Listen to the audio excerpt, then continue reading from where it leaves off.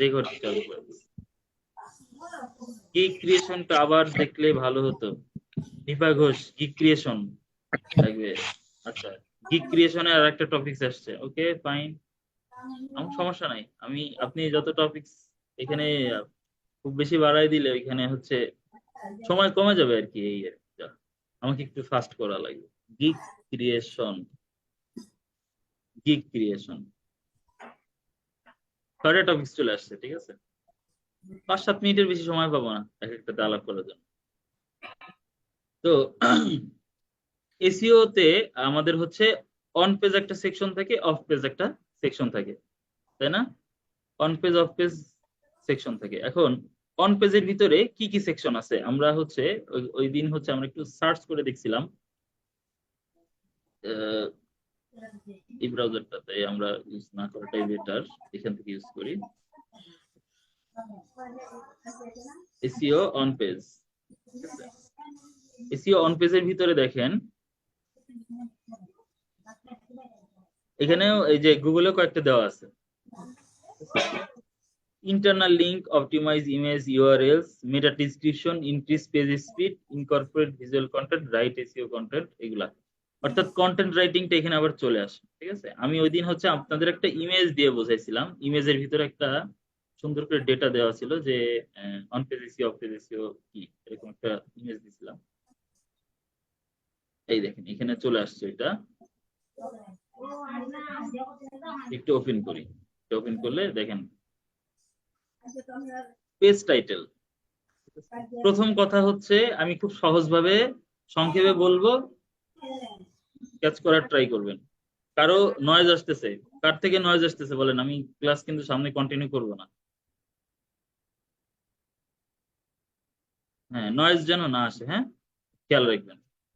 Noise আসলে আমি থেমে যাব। তো এখানে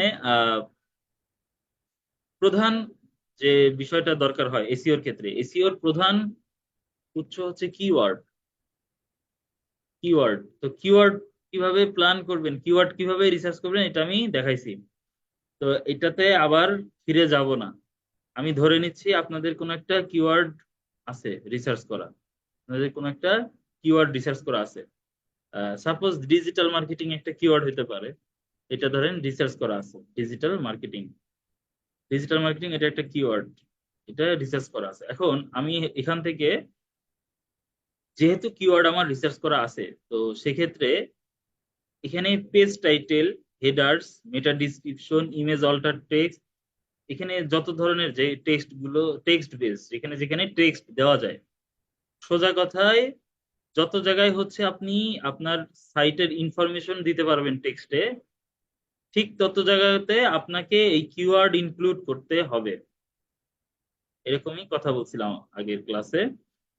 ধরেন পেজ টাইটেল। এখন পেজ টাইটেলটা কি?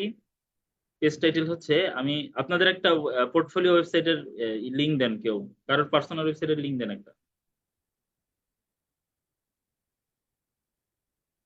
দ্রুত দিতে হবে, দ্রুত। কারোর মনে নাই?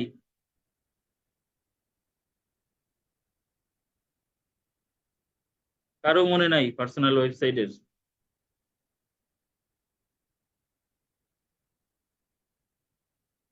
আচ্ছা, আমি পার্সোনাল আইটি থেকে দেখাচ্ছি, পার্সোনালিটি.com। ধরেন আমি এখানে আসলাম, এখানে আসার পরে দেখেন, আমরা যেহেতু ওয়ার্ডপ্রেস দিয়ে করব, আমাদের এটা তো আর ওয়ার্ডপ্রেস করা না। এখানে দেখেন এটা হচ্ছে হেডার, এটা হচ্ছে হেডার। হেডার অর্থাৎ হেডিং এ যে টেক্সটটা থাকে ওইটা হচ্ছে হেডার বলে ওইটাকে। তো এই হেডারের ভিতরে আপনাকে ওই ধরনের কিওয়ার্ড দিতে হবে যে কিওয়ার্ডটা আপনি অলরেডি রিসার্চ করে রাখছেন ডিজিটাল মার্কেটিং। আমি এই ক্ষেত্রে ডিজিটাল মার্কেটিং ইউজ করতেছি। এবং যে টপিকসটা দিচ্ছেন, সাপোজ আমি হচ্ছে সার্ভিসে আসলাম। আচ্ছা, আচ্ছা, অ্যাবাউটে আসছি। অ্যাবাউট আছে দেখেন, অ্যাবাউট আস আমি এখানে একটু ধরে রাখলে দেখেন এটার টাইটেল দেওয়া পাঠশালা আইটি, টাইটেল দেওয়া, ঠিক আছে? তো আপনি যখনই কোনো টেক্সট শুরু করবেন এখান থেকে, এখানে টাইটেল হিসাবে যেটা টাইটেল, টাইটেলে আপনাকে কিওয়ার্ড দিতে হবে। তাইলে কোথায় কোথায় কিওয়ার্ড ইনক্লুড করতে হবে? টাইটেলে, হেডারে এবং মেটা ডিসক্রিপশন। এখন মেটা ডিসক্রিপশন কোথায় পাবো? মেটা ডিসক্রিপশন মূলত হচ্ছে আপনার কোনো ওয়েবসাইটের প্রথমে যে আপনার 160 ক্যারেক্টারের হচ্ছে আপনার যে ডিসক্রিপশনটা থাকে ওইটাই হচ্ছে মেটা ডিসক্রিপশন হিসেবে ধরে নেয়। তো আমাদের ক্ষেত্রে কি হয়, আমাদের ক্ষেত্রে হয় যেটা, আমরা যেহেতু ওয়ার্ডপ্রেস দিয়ে করি, আমরা কি করি, র্যাঙ্ক ম্যাথ বা হচ্ছে ইয়োস্ট এসইও টুলস এর সাহায্য নেই। তো সেখানে আহ, আমাদেরকে হচ্ছে মেটা ডিসক্রিপশন আলাদাভাবে ইউজ করতে দেয়। মেটা ডিসক্রিপশনের স্লটে আমরা হচ্ছে সুন্দর করে একটা ডিসক্রিপশন লিখতে পারি। মেটা ডিসক্রিপশন আবার আলাদা কোনো ডিসক্রিপশন না, এটা হচ্ছে এসইও অপটিমাইজড। এসইও অপটিমাইজড বলতে আপনার এনাফ কিওয়ার্ড দেওয়া আছে এই ধরনের ছোট্ট একটা ডিসক্রিপশন। যেমন এই ক্ষেত্রে এখানে দেখেন পার্সোনাল আইটি অ্যাবাউট আস পেজটাতে এইটুকু হচ্ছে মেটা ডিসক্রিপশন, ঠিক আছে, এইটুকু হচ্ছে মেটা ডিসক্রিপশন। তো এটা আমাকে ইনক্লুড করতে হবে মেটা ডিসক্রিপশনে। Image alter text, image alter text আমাকে ইনক্লুড করতে হবে। ইমেজ অল্টার টেক্সট কি আসতেছে এটা ওই দিন আমি আলোচনা করি না। ইমেজ অল্টার টেক্সটটা অন পেজের ভিতরে যেমন পড়ে, অফ পেজের ভিতরেও পড়ে কিছুটা। তো আহ, আমি অন পেজের ভিতরে যদি ধরি, এটা অনেক বেশি ম্যান্ডেটরি না আপাতত। অন পেজের ভিতরে যদি ধরি তো এখানে দেখেন কিছু ডেমো ইমেজ দেওয়া আছে। স্বাভাবিক আমি যখন ডিজিটাল মার্কেটিং লিখে সার্চ করতেছি, ডিজিটাল মার্কেটিং লিখে সার্চ করার পরে যখন আমি ইমেজে যাচ্ছি, দেখেন এই ইমেজটার নাম কিন্তু হচ্ছে আহ, এই যে কম্পোনেন্ট। আমি ওই যে অন পেজ লিখে দিছি, এই জন্য অন পেজের ক্ষেত্রে এটা চলে আসছে।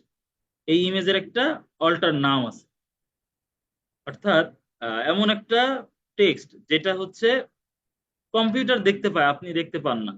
আপনি যখন একটা ইমেজ পোস্ট করেন, এই যে ধরেন এটা একটা ইমেজ, এই ইমেজের ভিতরে এই ইমেজটা তো আর কম্পিউটার দেখতে পায় না। অর্থাৎ ওয়েবের যে বট আছে, গুগল বা অন্যান্য সার্চ ইঞ্জিনের যে রোবট আছে, ওনারা এই ইমেজটা মূলত দেখতে পায় না। ওনারা দেখে ইমেজের ভিতরে যে কোডিংটা করা আছে সেটা। তো ইমেজের ভিতরে অল্টার টেক্সট দেওয়ার একমাত্র উদ্দেশ্য হচ্ছে ইমেজটা কি বিষয়ে সেটার ডিসক্রিপশন লিখে দেওয়া, ইমেজ অল্টার টেক্সট। এখন ইমেজ অল্টার টেক্সট আমরা কিভাবে দিতে পারি? আমরা ওয়ার্ডপ্রেস থেকে যদি দেখি, আপনাদের ইসের ওয়ার্ডপ্রেসের দিতে পারেন একজন,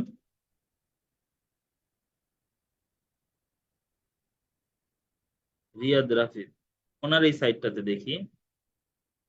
ওনার একটা সাইট দিছে এটার, ওনার এই সাইট তো নাই।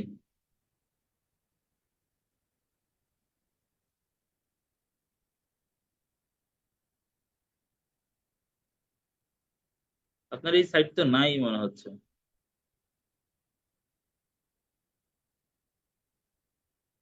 সাইট তো কাজ করে না। কি সাইট দিলেন? Riyad Rafid dot GD. এবার হয়তো বা আসতে পারে।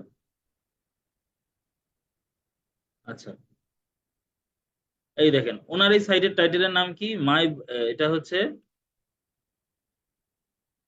এখানে একটু করলে এই যে মাই ব্লগ, এটা হচ্ছে ওনার সাইটের নাম দেওয়া। স্যাম্পল পেজ আছে ওনার এখানে, তেমন আর কিছু করা নাই। এই যে এটা হচ্ছে ওনার স্যাম্পল পেজ, হচ্ছে ওনার এই পেজটার টাইটেল।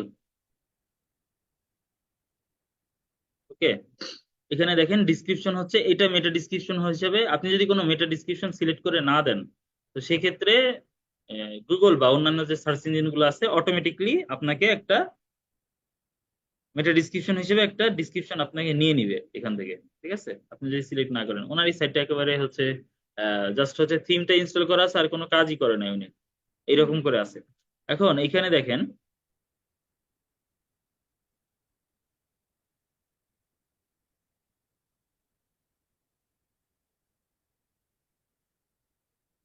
পার্সোনাল আইটি থেকে দেখাচ্ছিলাম, তো এখান থেকে দেখালে মনে হয় ভালো। ওনার এই সাইটটাতে তেমন কোনো ডেমো ডেটা নাই। আচ্ছা, ইমেজ, ইমেজের কথা বলতেছিলাম। এখানে পার্সোনালিটিতে আমি আসতেছি আরেকবার একটু। এখানে দেখেন বেশ কিছু ইমেজ আছে। এখন আমি ওয়ার্ডপ্রেসে ঢুকতে পারলে সবচেয়ে বেটার হতো। কারোর ওয়ার্ডপ্রেস কি দিতে পারবেন? খুবই বেটার হতো তাহলে, ইমেজ অল্টার টেক্সটটা দেখাই দিতে পারতাম। আপনি চাইলেই ইমেজ অল্টার টেক্সট, আমি হচ্ছে যে ফাইবারে যেমন দেখাইছিলাম, আপনাকে একটা ইমেজ নিতে হবে। আমি এখান থেকে একটা ইমেজ, এখান থেকে একটা ইমেজ ডাউনলোড করি, এখান থেকে একটা ইমেজ ডাউনলোড করি। ধরেন এই ইমেজটা আমি ডাউনলোড করতেছি, ডেস্কটপে ডাউনলোড করতেছি। তো ডেস্কটপে ডাউনলোড করলাম, ইমেজটা কই গেল?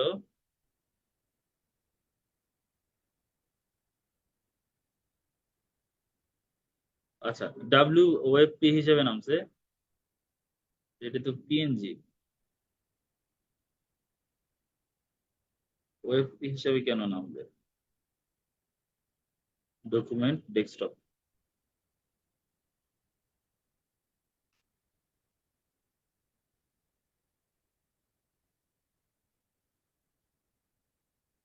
আচ্ছা,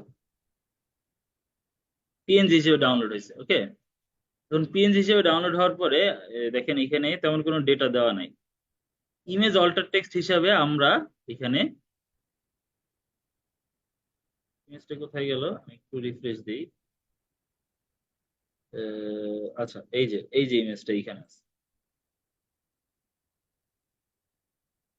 আচ্ছা, এই ইমেজটাতে অল্টার টেক্সট হিসাবে, ইমেজের অল্টার টেক্সট হিসাবে আমরা যেমন এখান থেকে যে ডিটেলস চেঞ্জ করছিলাম, এখানে হচ্ছে এরকম ডিটেলস চেঞ্জ করে দিলে আপনি এখান থেকে ইমেজের অল্টার টেক্সটটা সেট করতে পারবেন।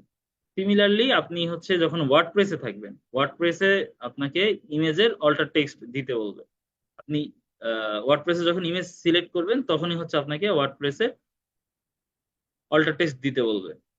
ঠিক আছে, যে ইমেজের অল্টার টেক্সট কি হবে, অর্থাৎ ইমেজটা কি বিষয়ে সেটা আপনাকে ওইখান থেকে সেট করতে হবে। আমরা যখনই ইমেজটা সিলেক্ট করি, আপনার প্রিভিয়াস ওয়ার্ডপ্রেসের ভিডিও দেখলে বুঝবেন, আমরা যখন ইমেজ সিলেক্ট করি, ইমেজ সিলেক্ট করলে সেখানে হচ্ছে ডিসক্রিপশন, ইমেজের টাইটেল, ঠিক আছে, এগুলো সবকিছু ওইখানে ইনক্লুড করে দেয়। এবং আপনাকে মাথায় রাখতে হবে সবসময় হচ্ছে আমাকে কিওয়ার্ডটা ইনক্লুড করে দিতে হবে আমি অল্টার টেক্সটে যাই লিখি। ঠিক আছে, এটা হচ্ছে কিওয়ার্ডটা ইনক্লুড করে দিতে হবে। অল্টার টেক্সটে শুধু কিওয়ার্ড দিয়ে চলে আসবেন এরকমটাও আবার না, আপনাকে অল্টার টেক্সটে দিতে হবে মূলত আপনার ইমেজটা কি বিষয়ে, ঠিক আছে, কিসের উপরে, আপনার ইমেজের ভিতরে কি কি দেখা যাচ্ছে, ইমেজে কি কি শো করে, এই অবজেক্ট গুলো হচ্ছে ইমেজের অল্টার টেক্সটে উঠায় দিতে হবে। এবং অল্টার টেক্সটে কিওয়ার্ডটা ইনক্লুড করে দিতে হবে অন্যান্য টেক্সটের সাথে। এবার হচ্ছে স্ট্রাকচার মার্কআপ, এই কথাটা আসলে আমরা ওইভাবে ওই সময় শিখি নাই, আমরা এটা শিখছিলাম হচ্ছে অফ পেজের ক্ষেত্রে আমরা শিখছিলাম টেকনিক্যাল এসইওর একটা টার্ম এটা। আমরা হচ্ছে ব্রেড ক্রাম্ব শিখছিলাম, বা আমরা শিখছিলাম হচ্ছে ওজি ট্যাগস। এখান থেকে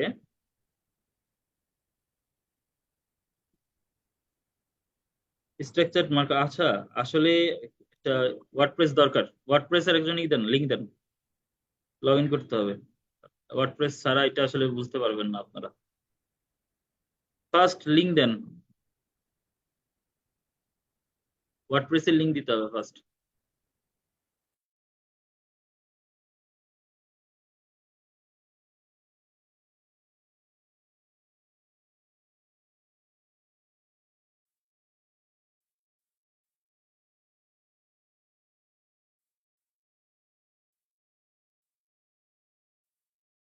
আচ্ছা, কেউ তো দিচ্ছেন না, কি ব্যাপার বলেন তো, কারোর কারোর ওয়েবসাইট নাই?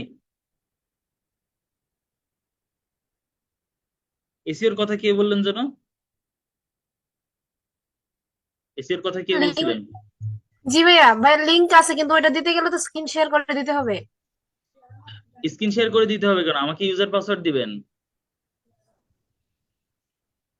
স্ক্রিন শেয়ার দিবেন না তো, ইউজার পাসওয়ার্ড দিবেন আমাকে। ভাইয়ার নাম তো মনে নাই, এই জন্যই আর কি। আহারে, কি ওয়েবসাইট, নামই মনে নাই? আপনার পার্সোনাল ওয়েবসাইট, আপনার নাম মনে নাই? প্র্যাকটিস করেন নাই একদিনও? করছি কিন্তু নামটা মানে ইনফিনিটি ফ্রির অ্যাকাউন্ট বা যেটাই হোক, একটা তো কিছু দিতে হবে। আমি আপনাকে দেখাবো, ওটা কি দিয়ে আপনাদের, এটা দিয়েই তো আপনাকে দেখাতে হবে। আমি ওইটা দিয়ে প্র্যাকটিস করতেছি আমরা সবাই।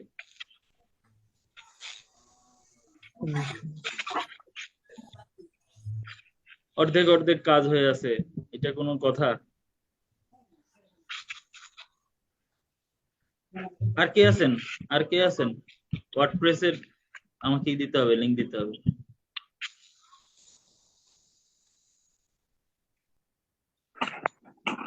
এই রাজার পুকুরে দুধ দুধ ঢালার মতন অবস্থা হয়েছে, সবাইকে দাওয়াত দিছে যে রাজার পুকুর বানাইছে, দুধ ঢালতে হবে, হ্যাঁ। এখন সবাই চিন্তা করতেছে সবাই তো দুধ ঢালবে, আমি এক জগ পানি ঢাললে কি হবে। এখন সবাই দেখা গেছে পরের দিন সকালে পানি নিয়ে হাজির। এখন সবাই সবার মুখের দিক তাকাচ্ছে, কে দেয় লিঙ্ক, কেউ এখন লিঙ্ক দেয় না। স্যার ইনফিনিটি ভ্রিপ থেকে ওয়ার্ডপ্রেস দিলে কি হবে? ওইখান থেকেই তো দিবেন, আমি তো ওইখান থেকেই দেখাইছি। আমি তো আর এখন কি বলবো আর আপনাদের, আসলে ইনফিনিটি ফ্রি থেকে দেখাইছি, আবার কোথা থেকে দিবেন বলেন? আপনি কোথা থেকে দিতে চাচ্ছিলেন? ডিরেক্ট ওয়ার্ডপ্রেস থেকে ওয়ার্ডপ্রেস দিতে চাচ্ছিলেন নাকি এরকম কিছু? না স্যার, ইনফিনিটি ফ্রি থেকে যে আমরা ওয়েবসাইটটা তৈরি করছি। হ্যাঁ, তাছাড়া আর কোথা থেকে দিতে চাইছিলেন? মানে অন্য কোথাও ওয়ার্ডপ্রেস করছেন, ডোমেন হোস্টিং কিনছেন নাকি? না স্যার, না স্যার। তাহলে মানে যে একটা ভিডিও দেখছেন, হচ্ছে গরু কোনটার দাম কত পরে জিজ্ঞেস করে, লালডা না কালোডা? কয় কালোডা। কয় 30,000। কয় লালডা? লালডাও 30,000। কয় কোনটারে কি খাওয়াও? কয় কোনটা, লালডা না কালোডা? কয় লালডা। কয় লালডারে ছাল খাওয়াই। কালোডারে? কয় কালোডারে ছাল খাওয়াই। প্রত্যেকটাই যদি এক হয় তাইলে বারবার আলাদা করে জিজ্ঞেস করবে, কয় লালডা আমার, কালোটা হচ্ছে মানুষের। বুঝছেন? আর ওয়েবসাইটের ব্যাপারটা এরকম হয়েছে, স্যার ইনফিনিটি ফ্রি থেকে দিব, ইনফিনিটি ফ্রি থেকেই তো দিবেন, তাছাড়া আর কোথা থেকে দিবেন? আর কোথা থেকে করছেন? আচ্ছা, না করি নাই। যদি অন্য কোথাও থেকে না করেন তাহলে শুধু শুধু এটা জিজ্ঞেস করার কি দরকার বলেন ভাই? অন্য কোথাও থেকে তো করেন নাই, তো সেটা দিবেন আমাদের।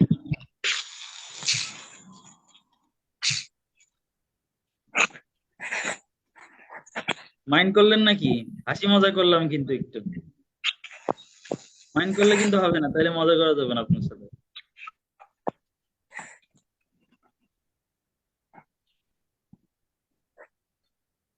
দিলীপ ভাই, জি স্যার। রাগ করছেন? না স্যার, কেন রাগ করলেন না? না স্যার, রাগ করিনি।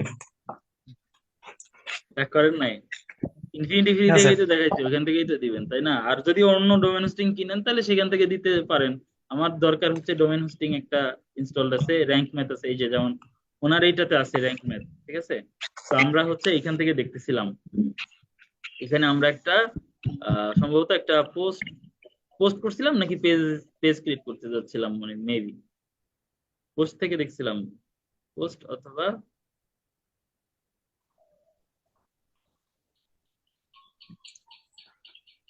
আপনারা এখানে কোনো কাজ করেন নাই কোনোটাতে, কোনো পোস্টে কাজ করেন না? আচ্ছা, এই যে 9 বেস ডিজিটাল, আমি যে বলছিলাম ডিজিটাল মার্কেটিং নিয়ে পোস্ট করতে, তো এখানে দেখেন, এটাতে একটু আবার যাই, এটাতে একটু আবার এডিট করি, এখান থেকে দেখলে আপনাদের সেগুলো কানেক্ট করতে সুবিধা হবে। এখানে দেখেন, আমরা যখন হচ্ছে র্যাঙ্ক ম্যাথে হেল্প নিচ্ছি, এখানে র্যাঙ্ক ম্যাথ আমাকে কি করতেছে, এখানে কিছু সহায়তা করতেছে। যেমন এটা হচ্ছে টাইটেল, র্যাঙ্ক ম্যাথ দেখেন এখানে আমাকে বেসিক এসইওর যে সিস্টেম গুলো, এগুলো বলতেছে আমাকে focus keyword in the SEO title. এই যে আমি টাইটেলের কথা বলতেছিলাম, দেখেন পেজ টাইটেল, ঠিক আছে? পেজ টাইটেলে এটা দেখেন, এখানে বলতেছে যে you are using focus keyword in the SEO title, অর্থাৎ এই দেখেন এসইও টাইটেল আমি হচ্ছে ডিজিটাল মার্কেটিং নিছিলাম, এটা হচ্ছে ফোকাস কিওয়ার্ড অর্থাৎ মেইন কিওয়ার্ড, এটা টাইটেলের ভিতরে আছে, অর্থাৎ এই যে এই জায়গাটাতে আছে। আমি দেখেন এটা যখনই কেটে দিব, দেখেন এটা সরে গেল, এটাও ইরর বলতেছে যে একটা ইরর পাওয়া গেছে যে তোমার এসইও টাইটেল নাই। এখন আবার ফিরিয়ে দিলাম, দেখেন এসইও টাইটেল চলে আসছে। অর্থাৎ র্যাঙ্ক ম্যাথ আমাকে এই যে ক্রাইটেরিয়া গুলো আছে এখানে, এইটাতে আমাদেরকে হেল্প করে। আমাদের কোনো একটা বিষয় যদি এখানে মিসিং হয়, তো র্যাঙ্ক ম্যাথ সেটা আমাকে এখান থেকে জানান দিবে যে আপনার এই অংশটা মিস হয়েছে। ওকে, এখানে দেখেন focus keyword used inside SEO meta description, যেটা আমি একটু আগে বলতেছিলাম। এটা কেটে দিই, এইটা আপনার কোনো কাজ নাই, এটাও কেটে দিই। ও র্যাঙ্ক ম্যাথ আমাকে বলতেছে যে মেটা ডিসক্রিপশনের মধ্যে তোমার এই কিওয়ার্ডটা আছে, দেখেন মেটা ডিসক্রিপশনে প্রথমে এই অংশটুকু আছে। এখন মেটা ডিসক্রিপশন আমি যদি কাস্টমাইজ করে করতে চাই, তো সেই ক্ষেত্রে আমাকে কি করতে হবে? আমাকে হচ্ছে এইটা এডিট করতে হবে। দেখেন আমি এখানে একটা ক্লিক করে এখানে এডিটে চলে আসছি, টাইটেল পার্মা লিঙ্ক মানে হচ্ছে আপনার এই যে পোস্টের যে লিঙ্কটা, এই হচ্ছে ডিসক্রিপশন, স্ক্রিন নাও দেন এই পর্যন্ত আসছে, এই পর্যন্ত আসছে কথাটা। এখানে দেখেন ডিসক্রিপশন আসছে। এখন আমাকে তাহলে এই যে ডিসক্রিপশন দেখেন, আমি এই যে বলতেছিলাম 160 হচ্ছে আপনার ওয়ার্ডের ভিতরে দিতে হবে। তো 160 ওয়ার্ডের ভিতরে দিলে, 160 ওয়ার্ডের ভিতরে যদি আমি দিতে চাই, তো সেক্ষেত্রে আমাকে হচ্ছে ওইটার ভিতরে আর কি আমার কিওয়ার্ডটা রাখতে হবে। তো এই ক্ষেত্রে দেখেন, এই যে ডিজিটাল মার্কেটিং কিওয়ার্ডটা এটার ভিতরে অলরেডি আছে, যে ডিজিটাল মার্কেটিং কিওয়ার্ডটা আছে। এই কারণে র্যাঙ্ক ম্যাথ আমাকে বলতেছে যে তোমার ফোকাস কিওয়ার্ড যেটা নিছো ওইটা হচ্ছে এসইও মেটা ডিসক্রিপশন আমি খুঁজে পাইছি, তার মানে ঠিক আছে, সমস্যা নাই। তো আপনাকে সবসময় মাথায় রাখতে হবে এইখানে যে আইটেম গুলো আছে এটার ভিতরে যে কোনো ভাবে হচ্ছে আপনার কিওয়ার্ডটা ইনক্লুড করতে হবে, এটা হচ্ছে মেইন কথা এসইও অন পেজের ক্ষেত্রে। ওকে, এসইও মেটা ডিসক্রিপশন থাকতে হবে। ফোকাস কিওয়ার্ড, কিওয়ার্ড বা ইউআরএল, দেখেন এখানে পেজ ইউআরএল একটা কথা আছে, আছে না এখানে পেজ ইউআরএল? আমি স্ট্রাকচার্ড মার্কআপে পরে আসতেছি। পেজ ইউআরএল দেখেন, পেজ ইউআরএল এর ভিতরে আপনাকে কি ডিজিটাল মার্কেটিং কথাটা থাকতে হবে। এখন পেজ ইউআরএল কি আছে? পেজ ইউআরএলটা আছে হচ্ছে এখানে দেখেন, 9 বেস্ট ডিজিটাল মার্কেটিং কথাটার যে টাইটেলটা আছে ওইটা থেকেই পেজ ইউআরএল হয়ে গেছে অটোমেটিক। তাহলে ডিজিটাল মার্কেটিং কথাটা কি কানেক্ট করছে এখান থেকে, এটা হচ্ছে পেজ ইউআরএল এর ভিতরে পাইছে। ইউআরএল এর ভিতরেও আমার কিওয়ার্ড আছে, আপনাকেও ইউআরএল এর ভিতরে কিওয়ার্ড ইনক্লুড করতে হবে। ফার্স্ট 10% অফ কন্টেন্ট, প্রথম 10% এর ভিতরে আপনাকে করতে হবে। এই যে আহ, এখানে ওই অপশনটা নাই, এটা হচ্ছে আলাদা একটা ট্যাকটিক্স, এক্সট্রা টিপস, যেটা হচ্ছে আমাকে র্যাঙ্ক ম্যাথ হেল্প করে। আপনার কন্টেন্টের প্রথম 10%-এর মধ্যে আপনাকে হচ্ছে এসইও যে কিওয়ার্ডটা নিছেন, আপনার মেইন যে কিওয়ার্ডটা যেটার উপরে, যেমন আমাদের ক্ষেত্রে এই মেইন কিওয়ার্ডটা হচ্ছে ডিজিটাল মার্কেটিং, এটার উপরে বেস করে হচ্ছে কন্টেন্ট লিখতেছি। তো এখানে ওই কিওয়ার্ডটা হচ্ছে প্রথম 10%-এর মধ্যে পাওয়া যাচ্ছে। Focus keyword found in the content, total কন্টেন্টে ফোকাস কিওয়ার্ড পাওয়া যাচ্ছে প্রায়। ঠিক আছে, শুধুমাত্র যে টাইটেল বা হেডলাইনের ভিতরে আছে এরকমটা না। এখন এখানে যে বলছে যে আমি যে হেডার্স অপশনটা, এই হেডার্সটাই মূলত হচ্ছে 10%। মানে হেডার্স অপশনের ভিতরে যে ফার্স্ট যে 10% পড়ে, এটার ভিতরে আপনার কি কিওয়ার্ডটা আছে। এখানে বলতেছে content is 658 words long. Content কত লং হওয়া উচিত? এখানে দেখেন, ক্লিক করলে আমাকে দেখায় কন্টেন্ট হচ্ছে, এই যে কন্টেন্টের স্কোর এখান থেকে দেখেন, এখানে আমি এটা ক্লিক করার পরে এখানে নিয়ে আসছে আমাকে মোর দেন 25,000, 2500 ওয়ার্ড যদি হয় এটা হচ্ছে একটা আইডিয়াল কন্টেন্ট। 2500 ওয়ার্ড হইলে এটা আপনি 100% স্কোর পাবেন। ঠিক আছে, 2000 থেকে 2500 ওয়ার্ডে আপনার 70 উপরে, আর যদি 2500-র উপরে যায় তখন আপনি 100% স্কোর পাবেন।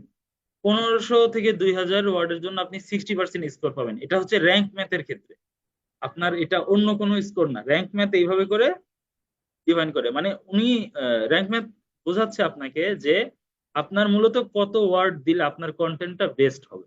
ঠিক আছে, তো 2500-র উপরে দিলে কন্টেন্ট বেস্ট হয়। আপনি যত বেশি ভালো কন্টেন্ট দিতে পারবেন, ইউনিক কন্টেন্ট দিতে পারবেন, তত সুবিধা। ওকে, এখানে অ্যাডিশনালে focus keyword found in the sub heading, sub heading এর ভিতরেও আছে। এটা হচ্ছে হেডিং, তারপরে বিভিন্ন ছোট ছোট সাব হেডিং দেওয়া আছে, যেমন এই যে এটা সাব হেডিং। হ্যাঁ, add an image with focus keyword. এখন এগুলো তো সব বুঝলাম বেসিকের। এখন এখানে এইচটিএমএল এলিমেন্ট কি? এইচটিএমএল এলিমেন্ট মানে যেটা বোঝাতে যাচ্ছি সেটা হচ্ছে এইচটিএমএল এলিমেন্টে এটাকে আমি যদি ভিউ অ্যাজ, দেখেন আমি ভিজুয়াল এডিটর থেকে আমি যখন কোড এডিটরে যাচ্ছি, দেখেন এইচটিএমএল এগুলো হচ্ছে এলিমেন্ট। আপনারা এইচটিএমএল যদি না বুঝে থাকেন, এইচটিএমএল হচ্ছে একটা ল্যাঙ্গুয়েজ, ওয়েবসাইট যেভাবে লিখে। কম্পিউটার তো হচ্ছে সাধারণ কথাবার্তা বুঝে না, তাই না? ওকে হচ্ছে কোডিং করে দিতে হয়। এইচটিএমএল হচ্ছে একটা কম্পিউটারের কোড, একটা কোডের সিস্টেম। যে এইচটিএমএল হচ্ছে একটা কোডের সিস্টেম, যে সিস্টেমে কোড লেখে ওয়েবসাইটে শো করানো যায়। ঠিক আছে, তো এইখানে এই যে ছোট ছোট, এটা হচ্ছে প্যারাগ্রাফের জন্য একটা কোড আছে। এই যে দেখেন ছোট ছোট এই যে এরকম কোড আছে, এটা হচ্ছে প্যারাগ্রাফ। পি এর পরে এটা থাকলে, আর হচ্ছে এখানে একটা ক্লোজিং ট্যাগ আছে, এটা থাকলে হচ্ছে হয়ে গেল ক্লোজিং ট্যাগটা। খুব কাছাকাছি আছে এখানে, পাইতেছি না একেবারে ডিরেক্ট। এখানে এই যে এখানে এসে ডাইরেক্ট অফ করছে। এটা হচ্ছে ক্লোজিং ট্যাগ, একটা হচ্ছে ব্যাকস্ল্যাশ এবং পি দিয়ে হচ্ছে ক্লোজিং ট্যাগ করছে। ব্যাকস্ল্যাশ দেওয়ার পরে পি মানে হচ্ছে প্যারাগ্রাফ। ঠিক আছে, তো আমি যদি এইচ দিয়ে দিই, এইচ মানে হচ্ছে এই যেমন দেখেন H2 ক্লাস দিছে, এটার মানে হচ্ছে এটা কি হেডার 2, অর্থাৎ সেকেন্ড হেডার। তো হেডার 1 যত মোটা হবে, হেডার 2 হচ্ছে তার চেয়ে একটু কম মোটা হবে। আমি আবার হচ্ছে ভিজুয়াল এডিটরে ব্যাক করি, ভিজুয়াল এডিটর ব্যাক করলাম, দেখেন এটা হচ্ছে হেডার 1, এই কারণে এরকম মোটা। আবার হেডার 2 যেটা হবে সেটা এটা থেকে পাতলা হবে, ঠিক আছে, লেখাটা কম মোটা হবে এরকম। দেখেন এটা হচ্ছে H2, এটার লেভেল আমি চেঞ্জ করতে পারি। দেখেন আমি যদি এটা 3 দিয়ে দিই আরো চিকন হয়ে যাচ্ছে, ছোট হয়ে যাচ্ছে। 4 দিলে আরো ছোট হচ্ছে, 5 দিলে আরো ছোট হচ্ছে, 6 দিলে আরো ছোট হয়ে যাবে। ঠিক আছে, আমি এটা 2 দেওয়া ছিল, 2 তে দিলাম। আমি চাইলে এটাকে 1 দিতে পারবো এখান থেকে। ঠিক আছে, 1 দিলাম। তো আমাদের এসইওর ক্ষেত্রে, অন পেজ এসইওর ক্ষেত্রে আমার হেডার 1 2 3 4 এই চারটা বেশি কাউন্ট হয়। ঠিক আছে, তাহলে আমরা এটা মনে রাখবো। তো এইচটিএমএল যে এলিমেন্ট গুলো আছে, এইচটিএমএল এলিমেন্টের মধ্যে হেডার একটা খুব বড় মিনিং করে। হেডার, প্যারাগ্রাফ, বডি, এগুলা। তারপরে হচ্ছে মোবাইল রেসপন্সিভ কিনা, আমার ওয়েবসাইটটা মোবাইল রেসপন্সিভ কিনা। অর্থাৎ এই দেখেন আমি এখান থেকে যদি ক্লিক করি, আমাকে তিনটা অপশন দেখাচ্ছে। আমি যদি মোবাইলে ক্লিক করি, দেখেন রেসপন্সিভ অর্থাৎ আমি ডেস্কটপে দেখেন এটা আড়াআড়ি অনেক বেশি চওড়া হয়, এখানে অনেক বেশি জায়গা নিচ্ছে। আমি যখনই ফোন ভিউতে যাচ্ছি, এটা কিন্তু জায়গা কম নিচ্ছে, অর্থাৎ অটোমেটিক্যালি নিজের জায়গা অ্যাডজাস্ট করে ছোট হয়ে যাচ্ছে। দেখেন ওনার এই সাইটটা কিন্তু মোবাইল ফ্রেন্ডলি হয় না। এই যে ওনার এই ইমেজ কেটে গেছে এখান থেকে, লেখা যদিও রেসপন্সিভ হয়েছে, ইমেজ গুলো কেটে গেছে। বাট এটা যখন ট্যাবলেটে দিচ্ছি তখন কিন্তু আবার কাটতেছে না, ডেস্কটপে আসতেছি কাটতেছে না। অর্থাৎ উনি ওনার যে ওয়েবসাইটটা আছে, ওনার এই ওয়েবসাইটটা কিন্তু মোবাইল রেসপন্সিভ না। মোবাইল রেসপন্সিভ হলে অটোমেটিক্যালি কোনো কিছু অপশন বাদ না গিয়ে আপনার সুন্দরভাবে কিন্তু শো করতো।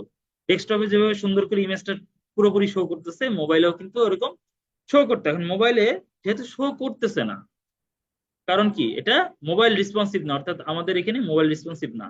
সাইটের স্পিডের উপরে ডিপেন্ড করে অন পেজ এসইও।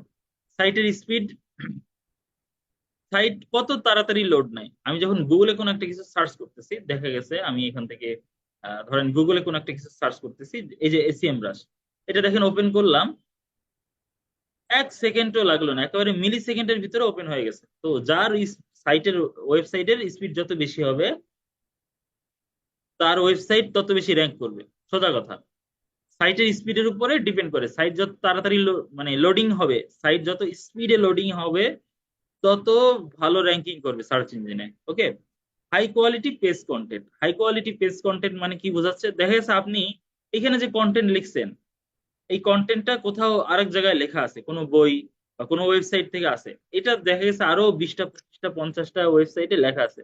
আর আপনি যদি সেম কন্টেন্ট আবার কপি করে আপনি এখানে আবার পেস্ট করেন, তাহলে আসলে কোনো লাভ নাই। আপনাকে ইউনিক কন্টেন্ট দিতে হবে।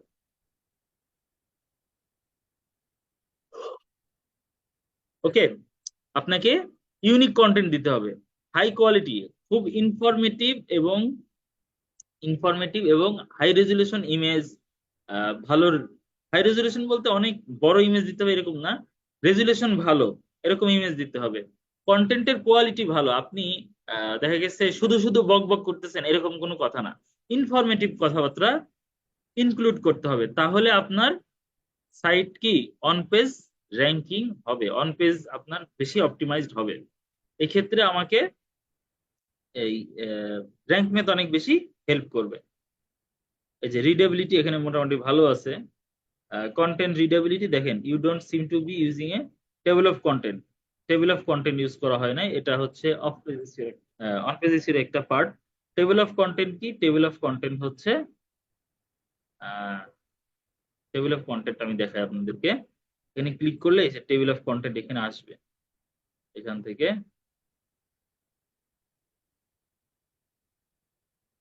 এই যে এরকম হচ্ছে একটা শিটের মতন থাকে, যেখানে আপনার টেবিল অফ কন্টেন্টটা আপনি ক্লিক করলে ডিরেক্টলি আপনাকে, এটা হচ্ছে আপনার একটা plug in, sorry. Table of content মূলত আমি উইকিপিডিয়াতে গেলে আপনি ভালো দেখতে পাবেন। ধরেন জিওগ্রাফি, জিওগ্রাফি লিখে সার্চ করলাম। আমি যদি উইকিপিডিয়াতে যাই, দেখেন আমি উইকিপিডিয়াতে গেলাম। উইকিপিডিয়াতে গেলে দেখেন এই পাশে কন্টেন্টের একটা লিস্ট আছে, সূচিপত্র আমরা বাংলায় যেটা বলি সূচিপত্র। দেখেন আমি হিস্ট্রিতে ক্লিক করলে আমাকে ডিরেক্টলি হিস্ট্রি যে অপশনটাতে সেখানে নিয়ে যাবে, নোটেবলে ক্লিক করলে ডিরেক্ট ওখানে নিয়ে যাবে। তো আমরা এটা ওয়ার্ডপ্রেসে কিভাবে করতে পারি, এখানে গিয়ে আমি হচ্ছে টেবিল লিখে সার্চ করব।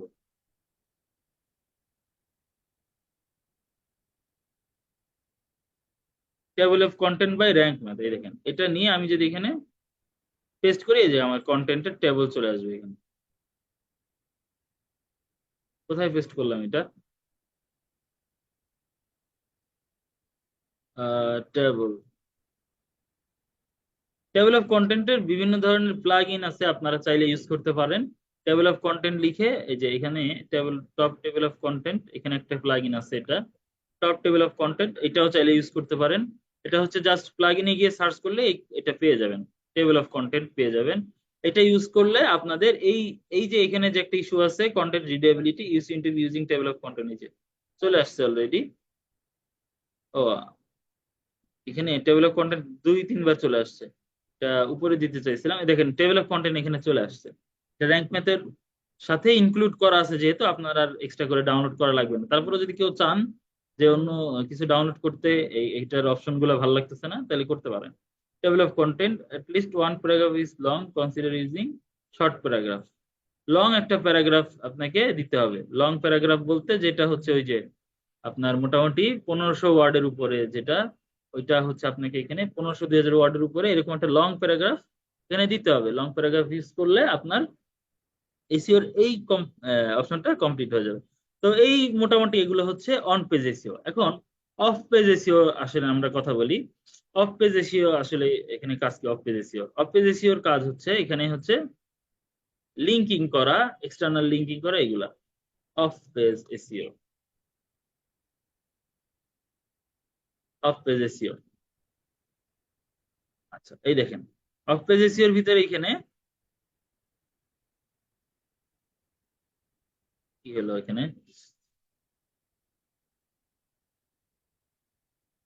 এখানে এই ইমেজটা তারও সুন্দর করে দেওয়া আছে, এটা বেশি সুইটেবল। দেখেন off page SEO, on page এসিওতে সাইটের content, title, tag, meta description, H tag যেটা আপনাদের বললাম। আচ্ছা, আমি ইমেজ অপটিমাইজেশন আর লিঙ্কিং এর এটা একটু বাদ পড়ে গেছে, আমি এটা আবার একটু ধরাই দিচ্ছি। এইচটিএমএল, ইন্টারনাল লিঙ্কিং আর হচ্ছে ইমেজ অপটিমাইজেশন, এই দুইটা অপশন। ঠিক আছে, আমি লাইব্রেরিতে যাচ্ছি, দেখেন ইমেজ লাইব্রেরিতে যাচ্ছি ওয়ার্ডপ্রেস থেকে। এখানে ওনার এই যে অনেকগুলো ইমেজ আছে, আমি একটা ইমেজ সিলেক্ট করতেছি। ইমেজ সিলেক্ট করার পরে এখানে দেখেন উনি এই ইমেজটা হচ্ছে ওনার পোস্টে ইউজ করছে। তো এখানে দেখেন অল্টারনেটিভ টেক্সট যেটা, এটাই মূলত অল্টার টেক্সট। আমি এতক্ষণ যেটাকে অল্টার টেক্সট বলছি এটাই মূলত অল্টারনেটিভ টেক্সট। তো এখানে আপনি সুন্দর করে হচ্ছে আপনার ইমেজে যে সেগমেন্ট গুলো আছে এগুলো হচ্ছে এখানে ইনক্লুড করে দিবেন, এবং অবশ্যই মাথায় রাখবেন এখানে অল্টারনেটিভ টেক্সট যেটা আছে এখানে হচ্ছে আপনার কিওয়ার্ড এখানে ইনক্লুড করতে হবে। যেমন ডিজিটাল মার্কেটিং হচ্ছে আমাদের ক্ষেত্রে ছিল, এটা আমি এখানে ইনক্লুড করে দিচ্ছি। ঠিক আছে, ডিজিটাল মার্কেটিং আমি ইনক্লুড করে দিলাম, এখানে দেখেন অটোমেটিক সেভ হয়ে যায়। এটা অল্টারনেটিভ টেক্সট হিসাবে এরকম হচ্ছে ডিজিটাল মার্কেটিং, এটা দিয়ে দিলাম। তো কেউ যদি এখন ওয়েবসাইট বা আপনার গুগলের যে রোবট আছে উনি বুঝতে পারবে যে এইখানে যে ওয়েবসাইটটা আছে এবং এই ওয়েবসাইটে যে ইমেজ ইউজ হয়েছে এটা মূলত ডিজিটাল মার্কেটিং রিলেটেড একটা ইমেজ। অর্থাৎ আমাকে কেউ যদি সার্চ করে ডিজিটাল মার্কেটিং লিখে, তখন হাজার হাজার লাখ লাখ ইমেজের সাথে এই ইমেজটাকেও আমি শো করব অ্যাজ এ ডিজিটাল মার্কেটিং এর ইমেজ হিসাবে। ওকে, এখানে আসেন টাইটেল। টাইটেলটা আপনাকে দিতে হবে এই digital marketing related. Digital marketing related কেন দিতে বলতেছি, কারণ ডিজিটাল মার্কেটিং আমার কিওয়ার্ড। তাই আমার যদি এটা কিওয়ার্ড না হইতো, আমার যদি অন্য কোনো কিওয়ার্ড হইতো, আমার ধরেন কিওয়ার্ড হচ্ছে আমার ঈদ উল ফিতর আমার কিওয়ার্ড, বা রমাদান আমার কিওয়ার্ড। ঠিক আছে, আমি যেটাকে কিওয়ার্ড হিসেবে সিলেক্ট করতেছি কিওয়ার্ড প্ল্যানার থেকে রিসার্চ করে, কিওয়ার্ড রিসার্চ করে যেগুলো কিওয়ার্ড হিসেবে নিচ্ছি সেগুলো হচ্ছে আমার এই যে যত জায়গায় হচ্ছে টাইটেল, ক্যাপশন, ডিজিটাল মানে এই যে অল্টারনেট টেক্সট, এগুলো যেখানে দেওয়া যায় সেই জায়গাগুলোতে আমি হচ্ছে কি ইনক্লুড করে ট্রাই করবো। এখানে দেখেন ডিসক্রিপশন আছে, ইমেজের ডিসক্রিপশন ইউজ করা যায়। তো এগুলোর সবার থেকে সবচেয়ে বেশি জরুরি হচ্ছে অল্টারনেটিভ টেক্সট। এগুলো যদি আপনি কিছু নাও দেন কোনো সমস্যা নাই, বাট অল্টারনেটিভ টেক্সটটা আপনাকে ইমেজের ক্ষেত্রে অনেক বেশি জরুরি, এবং এটা কিওয়ার্ড ইনক্লুড করে দিতে হবে এটার সাথে। ওকে, তো ইমেজ অপটিমাইজেশনের ব্যাপারটা গেল। আর একটা হচ্ছে ইন্টারনাল লিঙ্কিং। তো ইন্টারনাল লিঙ্কিং আসলে কেমন? ইন্টারনাল লিঙ্কিং আমি হচ্ছে এই পোস্টটা ওপেন করে দেখাই, যে পোস্টটা ওপেন করছিলাম ওইটা আর একবার একটু ওপেন করতেছি। দেখেন আমি যখন আমার পেজের অন্য কোনো পেজকে আমি লিঙ্কিং করবো, যেমন এখানে ডিজিটাল মার্কেটিং দেওয়া আছে, আমি এখানে এক্সটার্নাল লিঙ্কিং করছি। এক্সটার্নাল লিঙ্কিং আর ইন্টারনাল লিঙ্কিং এর মধ্যে আসলে পার্থক্য কি? ইন্টারনাল লিঙ্কিং হচ্ছে আপনার নিজের সাইটের মধ্যে যখন কোনো লিঙ্কিং করবেন, আপনার নিজের ওয়েবসাইটের অন্য একটা পেজকে যখন লিঙ্ক করতেছেন কোনো একটা টেক্সটের ভিতরে, সেটা হচ্ছে ইন্টারনাল লিঙ্কিং। আর এক্সটার্নাল লিঙ্কিং হচ্ছে অন্য কারো ওয়েবসাইট যখন আপনার ওয়েবসাইটে লিঙ্ক করতেছেন। যেমন এখানে যে ডিজিটাল মার্কেটিং কথাটা লেখা আছে, এখানে আমি হচ্ছে ক্লিক করলে দেখেন আমাকে লিঙ্কটা এডিট করতে দিচ্ছে। এই লিঙ্কটা হচ্ছে এই যে careerfoundry.com, এটা একটা এক্সটার্নাল সাইট, এক্সটার্নাল ওয়েবসাইট, এবং এটা ক্লিক করলে আমার ওয়েবসাইট থেকে বাহিরে এই ওয়েবসাইটটাতে যে ভিজিটর আছে উনি শিফট হবেন, তাই না? আমি যখন এটাতে ক্লিক করব, এই এই লিঙ্কটাতে ক্লিক করবো, এই টেক্সটটা লিঙ্ক আকারে হয়ে আছে, এটাকে আমি সিলেক্ট করে আমি হচ্ছে এখানে লিঙ্কটা চেঞ্জ করতে পারি। এই লিঙ্কটা হচ্ছে এক্সটার্নাল একটা ওয়েবসাইটের লিঙ্ক। তো এক্সটার্নাল ওয়েবসাইটের লিঙ্ক যেহেতু, তখন এটা কি এক্সটার্নাল লিঙ্কিং বলে। এক্সটার্নাল লিঙ্কিংটা আমার প্রয়োজন হবে কি অফ পেজ এসইও এর ক্ষেত্রে আমার প্রয়োজন হবে এক্সটার্নাল লিঙ্কিং বা ব্যাক লিঙ্কিং আমি বলি।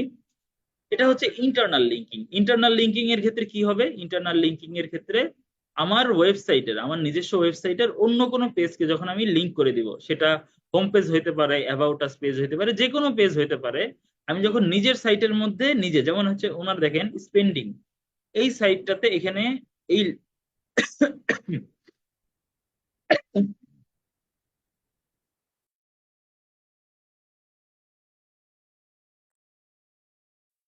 সরি, এখানে নিজের সাইটের লিঙ্ক কিন্তু এখানে বসায় দিছে। এইটা হচ্ছে ইন্টারনাল লিঙ্ক। তো ইন্টারনাল লিঙ্কিং আমার নিজের সাইটের ক্ষেত্রে অনেক বেশি হেল্পফুল অন পেজ এসইও এর ক্ষেত্রে। তো ইন্টারনাল লিঙ্কিং বুঝলেন, ইমেজ অপটিমাইজেশন বুঝলেন। চলেন এখন অফ পেজ এসইও নিয়ে কথা বলি। অফ পেজ এসইও তে লিঙ্ক বিল্ডিং। লিঙ্ক বিল্ডিং মূলত কি? লিঙ্ক কি বানাইতে হয় এরকম কিছু না, এরকম না। আসলে লিঙ্ক বিল্ডিং হচ্ছে আপনার ওয়েবসাইটকে অন্যের ওয়েবসাইটে গিয়ে যখন প্রমোট করতে পারেন, এই ব্যাপারটাকে বলে এক্সটার্নাল লিঙ্কিং। অর্থাৎ সাপোজ আপনি এখান থেকে উইকিপিডিয়াতে আপনার ওয়েবসাইট রিলেটেড বিভিন্ন তথ্য দিলেন। এখন উইকিপিডিয়া তো আর আপনার না, উইকিপিডিয়া এই সাইটটা হচ্ছে উইকিপিডিয়া ওই প্রতিষ্ঠানের। এখন এই প্রতিষ্ঠানের সাইটের ভিতরে যদি এখানে আপনার লিঙ্ক থাকে, আপনার ওয়েবসাইটের লিঙ্ক থাকে, এইভাবে করে আপনি যদি মাল্টিপল ওয়েবসাইটে আপনার লিঙ্কটা প্রমোট করতে পারেন, সেটা ওয়েবসাইটের অন্যান্য ওয়েবসাইটের অ্যাডমিনরা নিজে থেকে কোনো আর্টিকেল পোস্ট করে হোক, বা কোনো ধরনের ব্লগ পোস্ট করে হোক, বা আপনার কোনো ভিডিও সাইটের থেকে ভিডিও কমেন্ট বা ভিডিওতে আপনার লিঙ্ক প্রমোট করে হোক, ডিসক্রিপশনে প্রমোট করছে বা কিছু, ঠিক আছে, যেভাবেই প্রমোট করুক, আপনার সাইটের বাদে বাহিরে অন্যান্য সাইটে যখন আপনি আপনার লিঙ্কটা প্রমোট করতে পারতেছেন, তাদের ওয়েবসাইটে যখন আপনার ওয়েবসাইটের লিঙ্কটা প্রমোট হচ্ছে, শো করতেছে, অর্থাৎ তাদের ওয়েবসাইটের ভিজিটররা যদি আপনার ওয়েবসাইটে আসতে পারে তাদের ওয়েবসাইটের থ্রুতে, তাদের ওয়েবসাইটের থ্রুতে কিভাবে আসবে?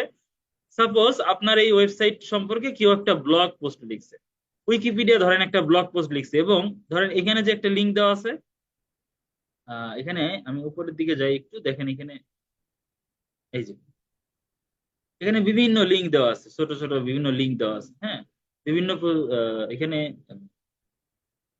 রেফারেন্স, এবং এই দেখেন এক্সটার্নাল লিঙ্কস যেগুলা, এখানে দেখেন অন্যান্য সাইটের বিভিন্ন লিঙ্কস আছে। তা আমি যদি এখানে ক্লিক করি, আমাকে দেখেন অন্য একটা সাইটে নিয়ে যায়, যে ওয়েব আর্কাইভে নিয়ে যাচ্ছে। তাহলে খুব সুন্দর করে যদি আমি বুঝি, উইকিপিডিয়ার উইকিপিডিয়া এখানে আছে, উইকিপিডিয়াতে আমার এখানে অন্য একটা সাইটে যাচ্ছে। কি সাইট? এই সাইটের নাম কি? archive.org, আর্কাইভ মেশিন, ঠিক আছে, এই সাইটের নাম। অর্থাৎ আর্কাইভ, আর্কাইভ মেশিন, ওয়েব্যাক মেশিন এটার নাম, ওয়েব্যাক মেশিন এই সাইটটা কি করছে? উইকিপিডিয়াতে তাদের লিঙ্ক বিল্ডিং করছে। আবার দেখেন এখানে আছে আরেকটা সাইট দেওয়া আছে এখানে, ডিকশনারি.com। ডিকশনারি.com কি করছে? উইকিপিডিয়ার মাধ্যমে তাদের একটা লিঙ্ক বিল্ডিং করছে। অর্থাৎ এই থার্ড পার্টি একটা সাইটের সাথে তাদের একটা সাইটের একটা লিঙ্ক বিল্ড আপ হয়েছে, একটা কানেকশন ক্রিয়েট হয়েছে। কিভাবে? এই আর্টিকেলটার মাধ্যমে। এখানে একটা আর্টিকেল দিছে, এবং এই আর্টিকেলটাকে এটা তারা রেফারেন্স আনছে এখান থেকে। এই আর্টিকেলটা উইকিপিডিয়া যখন লিখছে, এই ডিকশনারি.com, তারপরে এই যে হচ্ছে যেন ওয়েবএক মেশিন, এই সাইটগুলো থেকে তারা হচ্ছে কি রেফারেন্স নিছে, অর্থাৎ লিঙ্ক নিছে। এটাই হচ্ছে কি লিঙ্ক বিল্ডিং। আপনি যখন আপনার ওয়েবসাইটটা অন্য কোনো ওয়েবসাইটের সাথে লিঙ্কিং করতে পারবেন, আর্টিকেলের মাধ্যমে বা ভিডিও ডিসক্রিপশনে আপনার লিঙ্ক পোস্ট করার মাধ্যমে, যে কোনো ভাবে, ঠিক আছে, তখন এইটাকে বলা হচ্ছে লিঙ্ক বিল্ডিং। অফ পেজ এসইওর আর একটা পার্ট হচ্ছে কন্টেন্ট মার্কেটিং, অর্থাৎ এই যে আমি এখানে প্রচুর কন্টেন্ট পোস্ট করতেছি, ইমেজ পোস্ট করতেছি, ঠিক আছে, এবং এইগুলা সোশ্যাল মিডিয়া এবং অন্যান্য জায়গায় মার্কেটিং করতেছি, এটাই মূলত হচ্ছে কি কন্টেন্ট মার্কেটিং। আপনি যে কন্টেন্টটা ক্রিয়েট করতেছেন, আপনি এই কন্টেন্টটা ওয়েবসাইটের মাধ্যমে পাবলিশ করে মানুষের কাছে ছড়াই দিচ্ছেন, মার্কেটিং করতেছেন, এবং এটা এসইও তে খুব সুন্দরভাবে, অন পেজ সুন্দরভাবে করলে কিন্তু এটা সম্ভব হয়। বা অফ পেজে যদি আপনি করেন কন্টেন্ট মার্কেটিংটা, দেখা গেছে আপনি ভিডিওতে সুন্দর করে আপনার ওয়েবসাইটের বিভিন্ন ফাংশনালিটি নিয়ে কথা বলছেন, ভিডিও কন্টেন্ট বানাইছেন এবং আপনার ওয়েবসাইটটা মার্কেটিং করে দিছেন। তো অবভিয়াসলি ভিডিও দেখার পরে যাদের ভালো লাগবে তারা কিন্তু আপনার ওয়েবসাইটে এসে ঘুরে দেখে যাবে। তো এটা কি করলেন আপনি, ভিডিও কন্টেন্টের মাধ্যমে আপনার ওয়েবসাইট মার্কেটিং করলেন আপনার পেজের বাইরে, এটা হচ্ছে off page marketing, content marketing আর কি, অফ পেজ এসইওর ভিতরে কন্টেন্ট মার্কেটিং। সোশ্যাল মিডিয়াতে যখন আপনার ওয়েবসাইট প্রমোট করেন, এটা হচ্ছে সোশ্যাল মিডিয়ার মাধ্যমে অফ পেজ এসইও করা। সোশ্যাল মিডিয়াতে যখন আপনি মার্কেটিং করেন এটা। পডকাস্ট, পডকাস্ট কি, পডকাস্ট হচ্ছে ওই যে রেডিওর মতন অনলাইন যে বিভিন্ন অডিও বেসড যে বিভিন্ন প্রোগ্রাম হয়, ওইটার মাধ্যমে যখন আপনি আহ, বিভিন্ন পডকাস্টে আপনার হচ্ছে ওয়েবসাইটকে রেফারেন্স করেন, তখন সেটা হয়ে যায় কি পডকাস্ট মার্কেটিং বা অফ পেজ এসইওর একটা টার্মস পডকাস্ট। রিভিউজ, বিভিন্ন রিভিউ সাইট আছে, বিভিন্ন রিভিউ সাইট আছে, যেমন আমি একটা দেখাই আপনাদেরকে। ট্রাস্ট পাইলট নামে একটা রিভিউ সাইট আছে, ট্রাস্ট পাইলট, ঠিক আছে, দেখেন এখানে বিভিন্ন ওয়েবসাইট রিলেটেড, আপনি ধরেন জুয়েলারি স্টোর দেখেন, সার্চ করি আমি জুয়েলারি স্টোর, দেখেন বিভিন্ন জুয়েলারি স্টোর আছে এবং এই জুয়েলারি স্টোর গুলোর রিভিউ আছে ওয়েবসাইট সহ।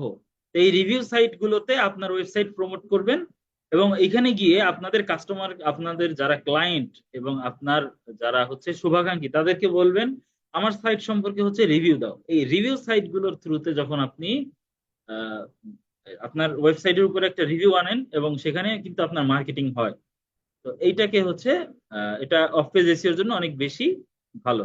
অফ পেজ সাইটের রিভিউ সেকশন গুলোতে, রিভিউ বিভিন্ন বড় বড় রিভিউ জায়ান্ট সাইট গুলোতে রিভিউ এর মাধ্যমে আপনি অফ পেজ এসইওটা করতে পারেন, ঠিক আছে? তো অন পেজ এবং অফ পেজ এসইওর যে টার্মস গুলো ছিল এগুলো আমরা আলোচনা করলাম, আশা করি বুঝতে পারছেন। আচ্ছা, তো আমাদের একটা টপিক গেল, এখন আমরা আসেন ফাইবার বা আপওয়ার্কের কভার লেটার কিভাবে করতে পারি, এদিকে আমরা একটু আগাই। এগুলো কেটে দিচ্ছি আমি, এইগুলোর আর কোনো দরকার নাই, অফ পেজ এসইও এগুলোর দরকার নেই। আচ্ছা, এটা কি আসছে, ওকে, ফাইবার বা আপওয়ার্কের কভার লেটার। তো কভার লেটার ক্ষেত্রে আমি এই কভার লেটার আর ইমেল রাইটিং এই দুইটা একসাথে কমপ্লিট করব। ইমেল মার্কেটিং এর যে রাইটিংটা এবং হচ্ছে কভার লেটার, এই দুইটা আমি একসাথে টপিকসটা কমপ্লিট করতে চাচ্ছি, ঠিক আছে, কারণ এই দুইটা মোটামুটি সিমিলার কথাবার্তা এবং সিমিলার কাজ। কভার লেটার যেটা, ওইটাই মূলত হচ্ছে রাইটিং। একটা সেকেন্ড, আমাকে একটু সময় দেন।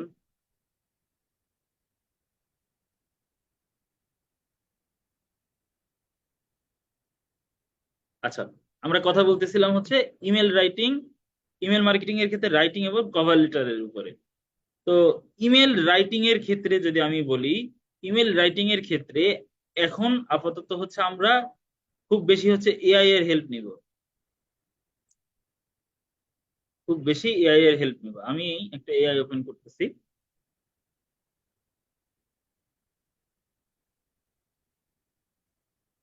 আমরা মূলত যে ফরম্যাট গুলো মনে রাখবো কভার লেটার লেখার ক্ষেত্রে, আমাকে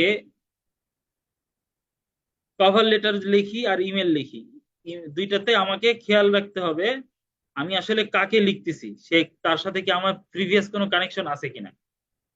তো যদি কভার লেটার লিখি বা ইমেল লিখি, এমন কাউকে যদি ইমেল লিখি যাকে কখনো আমি ইমেল করি নাই, একেবারে শুরুতে একেবারে মার্কেটিং শুরু করতেছি, তার সাথে এর আগে কোনো ধরনের কোনো কথাই হয় নাই, হাই হ্যালো দিয়ে প্রথমে কথা শুরু, ঠিক আছে, প্রথম পরিচয় প্রথম কথা।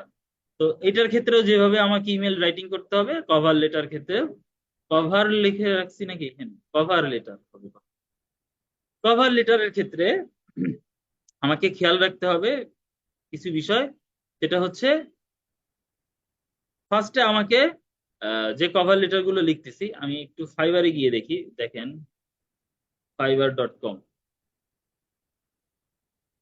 এখানে দেখা যাচ্ছে ধরেন ওয়েবসাইট ডিজাইনের উপর আমি হচ্ছে যদি সার্চ করি, এখানে বায়াররা বিভিন্ন ধরনের রিকোয়েস্ট এবং বিভিন্ন রিকোয়ারমেন্ট থাকে বায়ারদের। ঠিক আছে, বায়ারদের বিভিন্ন রিকোয়ারমেন্ট থাকে,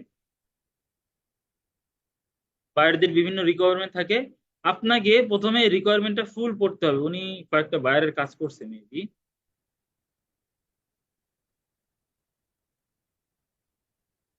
এখান থেকে গেলে আসলে পাবো না,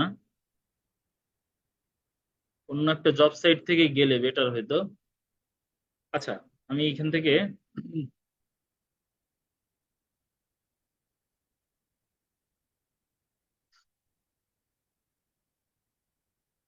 ইন্ডিডে গেলে মোটামুটি ভালো জব পাওয়ার চান্স আছে। এখান থেকে ইন্ডিড থেকে একটু গিয়ে দেখাই, আমি হচ্ছে রিমোট জব করতে চাই, তাই না? রিমোট, এটা হচ্ছে ডিজিটাল মার্কেটিং। ডিজিটাল মার্কেটিং কে সার্চ করলাম, দেখেন এখানে আমি এটা ওপেন করতেছি,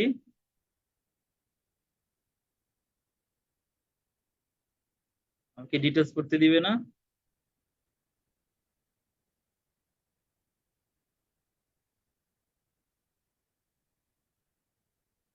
ডিটেলস এখানে লেখা আছে, দেখেন জব রেসপন্সিবিলিটি, কি কি কাজ করা লাগবে এগুলো ডিটেলসে পড়ে নিবেন। কভার লেটার লেখার আগে আপনাকে ডিটেলসে পড়ে নিতে হবে, কারণ অনেক সময় আপনার কভার লেটারে আপনার কিছু ইনক্লুড করে দিতে বলে, যারা হচ্ছে এমপ্লয়ার যারা আছে, এই জবটা যে পোস্ট করেছে সে হয়তো বা বলবে যে তুমি যখন আমাকে কভার লেটার পাঠাবা আমাকে হচ্ছে ব্লু লিখবা, কথার মধ্যে এক জায়গায় হচ্ছে ব্লু লিখবা, শুধু শুধু ব্লু লিখবা। এটা ওরা কেন করে?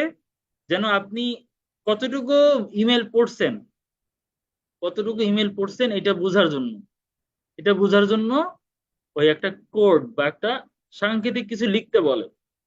ঠিক আছে, আপনারা ওইটা হচ্ছে এই কারণে জব ডিসক্রিপশন টোটালটা পড়ে নিবেন। টোটালটা পড়ার পরে আমরা হচ্ছে ফরম্যাট কি করব, আগে হচ্ছে ওনার কথাগুলো ভালো করে বুঝবেন, বোঝার পরে আমরা ওনাকে হচ্ছে লিখবো কিভাবে। যদি এআই দিয়ে লিখি, এআই দিয়ে লিখলে আমি লিখবো এরকম করে, write me a cover letter,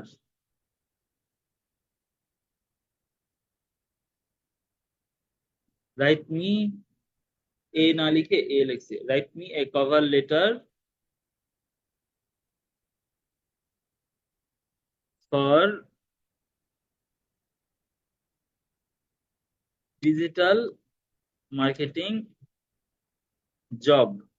ঠিক আছে, এরকম লিখলাম, এখন খুব সোজা সাপটা আমি লিখে দিছি। দেখেন আমাকে এআই বলতেছে যে একটা টেমপ্লেট দিছে, ফার্স্টে এই যে নাম লিখতেছেন, কন্ট্যাক্ট ইনফরমেশন, আপনার কন্ট্যাক্ট ইনফরমেশনটা দিতে পারেন, ডেট দিতে পারেন, তারপরে হচ্ছে hiring manager name if available, যে ম্যানেজার আছে যার সাথে কথা বলতেছেন, বায়ারের যদি নাম জানেন তো ভালো, নাম না জানলে কোম্পানি নেম দিবেন, তারপরে হচ্ছে অ্যাড্রেস দিবেন।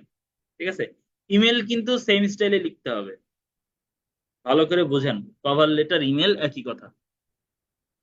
তারপরে হচ্ছে ডিআর লিখে আপনার ওই যে হায়ারিং ম্যানেজারের নেম, যদি ম্যানেজারের নেম না জানেন তবে হ্যালো দেয়ার বা হাই ডিয়ার এরকম লিখতে পারেন। তারপরে লিখবেন I am writing to express my কিন ইন্টারেস্ট ইন, আপনার আপনি তার এই মেসেজটা পড়ছেন এগুলো লিখবেন।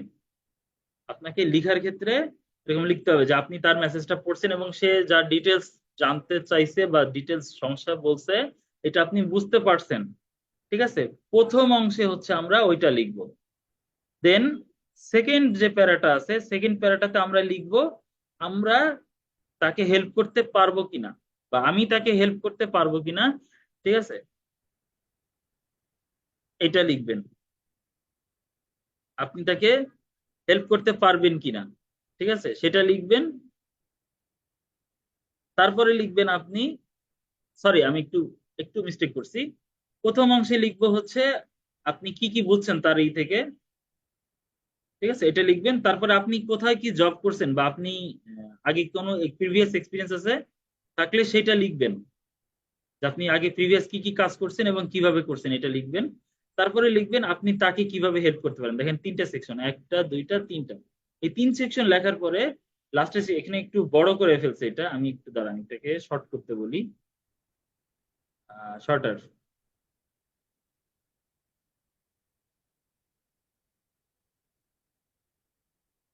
এই যে শর্ট ভার্সন করে দিছে। এই যে আপনার কি কি এক্সপার্টিজ আছে, স্কিল আছে, সেগুলো বলবেন। বলার পরে আপনি তার কাজগুলো কিভাবে করবেন এটা বলবেন, এবং কি ধরনের কি বাজেট হবে। লাস্টে একটা কল টু অ্যাকশন দিবেন হচ্ছে, thank you for your time, my resume is attached. আপনার রিজাম থাকলে অ্যাটাচ করে দিবেন, বা প্রজেক্ট লিঙ্ক থাকলে অ্যাটাচ করে দিবেন। অথবা এই ক্ষেত্রে যেহেতু কভার লেটার লিখতেছেন, আপনার কোনো প্রপোজাল থাকলে যে আপনি কত টাকায় এই কাজটা করতে চান বা কিছু, সেই ধরনের কোনো কথাবার্তা থাকলে এখানে লিখে দিবেন। এবং আপনি লাস্টে এরকম সিনসিয়ারলি বা রিগার্ড, বেস্ট রিগার্ডিং এরকম কথা লিখবেন, সিনসিয়ারলি বা বেস্ট রিগার্ডিং। দেখেন আমি আরেকটা ভার্সন ওপেন করি এখান থেকে, আরেকটা ভার্সনে এখানেও সিনসিয়ারলি লেখা। এগুলো হচ্ছে অফিসিয়াল ওয়ার্ড, এখানেও সিনসিয়ারলি লেখা, বা বেস্ট রিগার্ডস দিয়ে হচ্ছে আপনার নাম দিয়ে দিবেন। তাহলে প্রথমে গেল হচ্ছে আপনার নাম বা আপনার ফোন নাম্বার, কন্ট্যাক্ট ইনফরমেশন, এগুলো দেওয়ার পরে আপনার হচ্ছে আপনি যে ম্যানেজারের সাথে কথা বলতেছেন, হায়ারিং ম্যানেজার যে, এক্ষেত্রে আপনার ম্যানেজার না হয়ে ক্লায়েন্ট হতে পারে, তো আপনি ক্লায়েন্টের এখানে নাম দিতে পারেন। ঠিক আছে, ক্লায়েন্টের রিকোয়েস্ট দিলে ওইখান থেকে অনেক সময় নাম দেখা যায়, তো আপনি এখানে নাম দিলেন। কোম্পানি থাকলে কোম্পানি অ্যাড্রেস দিলেন, দেন হচ্ছে কভার লেটারটা এরকম সুন্দর করে দিবেন। যদি আপনাকে বলে যে কোনো কিছু স্পেসিফিক মেনশন করে দিতে, তাহলে সেটা হচ্ছে মেনশন করে দিবেন। এই জন্য আর কি ডিসক্রিপশনটা খুব ভালোভাবে পড়তে হবে। আর ইমেল যখন সেন্ড করব, আমরা ইমেল সেন্ড করার ক্ষেত্রে কভার লেটারে, যেহেতু আমরা কভার লেটার হচ্ছে আপওয়ার্ক ফাইবার থেকেই পাঠাবো, সেক্ষেত্রে তো আর সাবজেক্ট দেওয়ার প্রয়োজন নাই। বাট কভার লেটার যখন আমরা হচ্ছে ইমেলে পাঠাবো, ইমেলে রাইটিং করে পাঠাবো, তখন হচ্ছে সাবজেক্টটা খুব ম্যান্ডেটরি একটা ফ্যাক্ট। ওকে, আমরা সাবজেক্ট দিব মাস্ট, একটা সাবজেক্ট মিন করবো। আমি আপনাদেরকে এসে দেখাইছিলাম, ইমেল লিখতে গেলে আপনারা সবাই ইমেল লিখতে পারেন আমি জানি, তারপর আমি আরেকবার একটু দেখাচ্ছি। সাপোজ আমি এখান থেকে এই যে কম্পোজে দিলাম,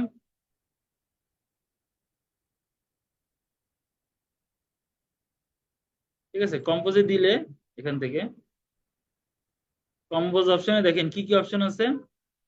টু কাকে ইমেল যাবে, এবং হচ্ছে যে সাবজেক্ট, এই সাবজেক্টের কথা আমি বলতেছিলাম। সাবজেক্ট এখানে দিবেন, আপনি কি বিষয় তার সাথে কথা বলতেছেন, কভার লেটারটা কি বিষয়, এই সাবজেক্টটা দিবেন। যে ডিজিটাল মার্কেটিং হায়ার করতে, মার্কেটার হায়ার করতেছে সেই বিষয়ে, বা আপনার ডিল নিগোশিয়েট করতেছেন, আপনারা ডিল করতেছেন সেই ব্যাপারে, বার্গেনিং করতেছেন সেই ব্যাপারে, যেই ব্যাপারে হোক, সাবজেক্টটা খুব শর্টে, খুব শর্টে 3-4 ওয়ার্ডের ভিতরে হচ্ছে, 3-4টা 5টা ওয়ার্ডের ভিতরে আপনি কি সংক্ষেপে সেরে দিবেন। ওকে, তো রাইটিং এর সিস্টেম আর হচ্ছে কভার লেটার মোটামুটি সিমিলার। কভার লেটারে ফার্স্টে কি রাখতে হয়, ফার্স্টে হচ্ছে আপনি ওনার থেকে কি কি বুঝছেন, আপনি ওনার কাজটা আপনি বুঝতে পারছেন কি কি, সেটা রিলেটেড লিখবেন। এবং তারপরে আপনি কোথায় কি কাজ করছেন। ওপেন হয় না কেন এগুলা?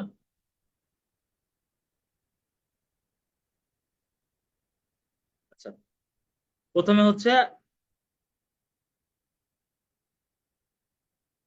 এই যে প্রথম অংশটা হচ্ছে এখানে অনেক একটু এরকম এক্সাইটিং লিখবেন যে আপনার সাথে মিট হয়ে খুব ভালো লাগলো, কথাবার্তা, মানে আপনি যে জব চাইছেন এটা আমি করতে পারবো।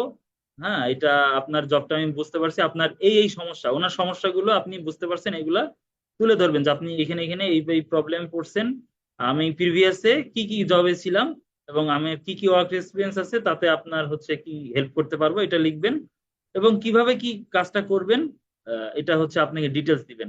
ঠিক আছে, দেওয়ার পরে চেষ্টা করবেন সবসময় এরকম শর্টে লেখার। ঠিক আছে, কখনোই যেন এই যে এরকম 2-3 লাইনের বেশি হচ্ছে এই প্যারাগ্রাফ গুলো না হয়।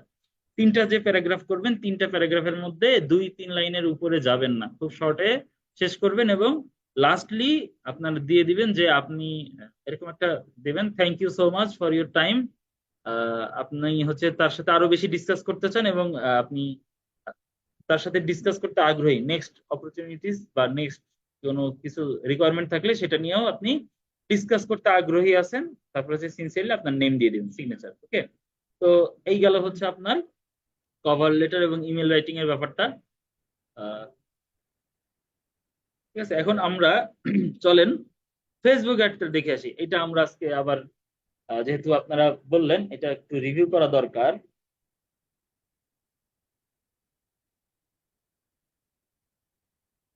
রিভিউ করা দরকার,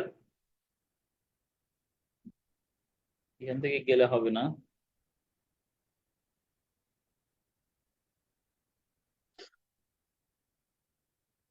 ফেসবুক অ্যাডস এর ক্ষেত্রে কি করা যায় আমরা একটু দেখে আসি, চলেন।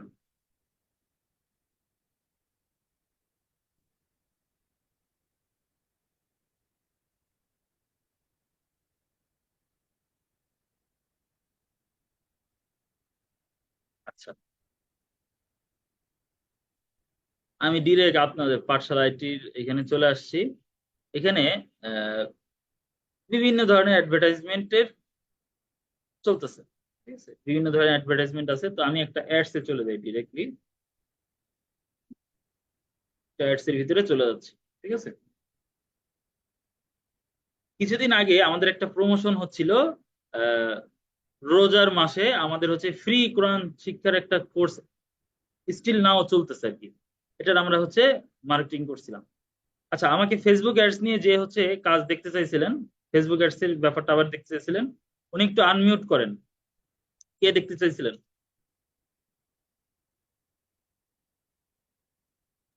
জি ভাইয়া, আমি দেখতে চাচ্ছিলাম।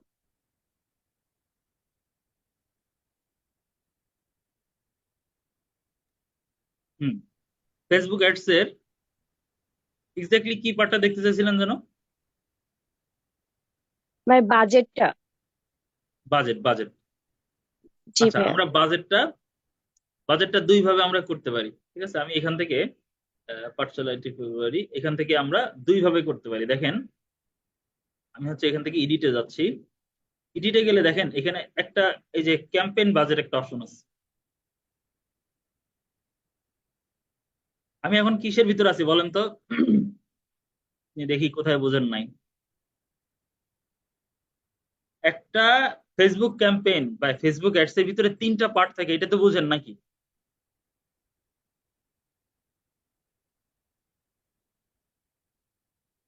কি হলো, কথা বলেন। ফেসবুক অ্যাডস এর তিনটা পার্ট থাকে, বুঝেন তো? জি স্যার। না, ফেসবুক অ্যাডস দিয়ে যে দেখতে চাইলেন তার জন্য বলতেছি, তাকে বলতে হবে। সে বলেন, ফেসবুক অ্যাডস তাহিরা আপু দেখতে চাইছিলেন না?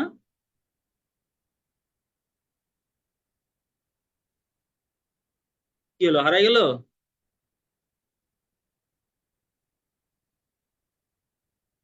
কথা বলেন, কথা বলেন, কথা বলতে হবে।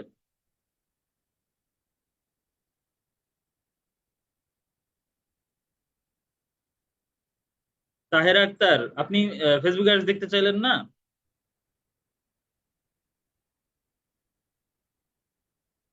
কথাই বলতেছেন এখন। আচ্ছা, না বলে সমস্যা নেই, আমরা সামনে আগাচ্ছি। তো এখানে অ্যাডভান্স ক্যাম্পেইন বাজেট, ঠিক আছে। তা আমি ওই দিন বলছিলাম হচ্ছে এখানে কয়েকটা অপশন আছে। দেখেন, সিবিও আছে। সিবিও মানে হচ্ছে ক্যাম্পেইন বাজেট অপটিমাইজ, আর এবিও মানে হচ্ছে অ্যাডসেট বাজেট অপটিমাইজ। তো আমাদের এই যে ক্যাম্পেইনটা আছে, এখানে দেখেন ক্যাম্পেইনের বাজেট অফ করা, ক্যাম্পেইন বাজেট অফ করা, তাই না? ক্যাম্পেইন বাজেট অফ মানে কি আমি সিবিও করি না এটাতে। হয় আপনাকে সিবিও করতে হবে, না হয় আপনাকে এবিও করতে হবে। আপনি যে কোনো একটা করতেই হবে, কোনোটা বাদ দিয়ে করতে পারবেন না। হয় সিবিও করতে হবে, না হয় এবিও করতে হবে। যদি সিবিও করেন তাহলে এবিও করা যাবে না, আর এবিও করলে সিবিও করতে পারবেন না, সোজা কথা। এখন যদি আমি এটা অফ অন করে দেই, ক্যাম্পেইন বাজেট, তো এই ক্ষেত্রে আমার অ্যাডভার্টাইজমেন্টে ইরর দেখাবে। কেন ইরর দেখাবে বলেন তো? কারণ আমি দেখা গেছে ক্যাম্পেইনের বাজেট আমি দিয়ে দিলাম $10, কিন্তু আমার অ্যাড সেটের বাজেট যেটা, অ্যাড সেট বাজেট যেটা, ওইটা দেখা গেছে আমি $15 দিলাম, ঠিক আছে। তাহলে এইদিকে যদি $10 দিই আর ওইদিকে যদি অ্যাডসেট বাজেট $15 দিই, যেহেতু আমি এই জন্য জিজ্ঞেস করছিলাম যে একটা অ্যাড এর তিনটা পার্ট, এটা বোঝেন কিনা। কেন জিজ্ঞেস করছি, কারণ ক্যাম্পেইনের আন্ডারে হচ্ছে অ্যাডসেট, আর অ্যাডসেটের আন্ডারে হচ্ছে অ্যাডস, একটা আরেকটার আন্ডারে। ক্যাম্পেইন হচ্ছে মেইন, ক্যাম্পেইনের ভিতরে একাধিক অ্যাডসেট থাকতে পারে, একাধিক অ্যাডসেটের ভিতরে একাধিক অ্যাডস থাকতে পারে।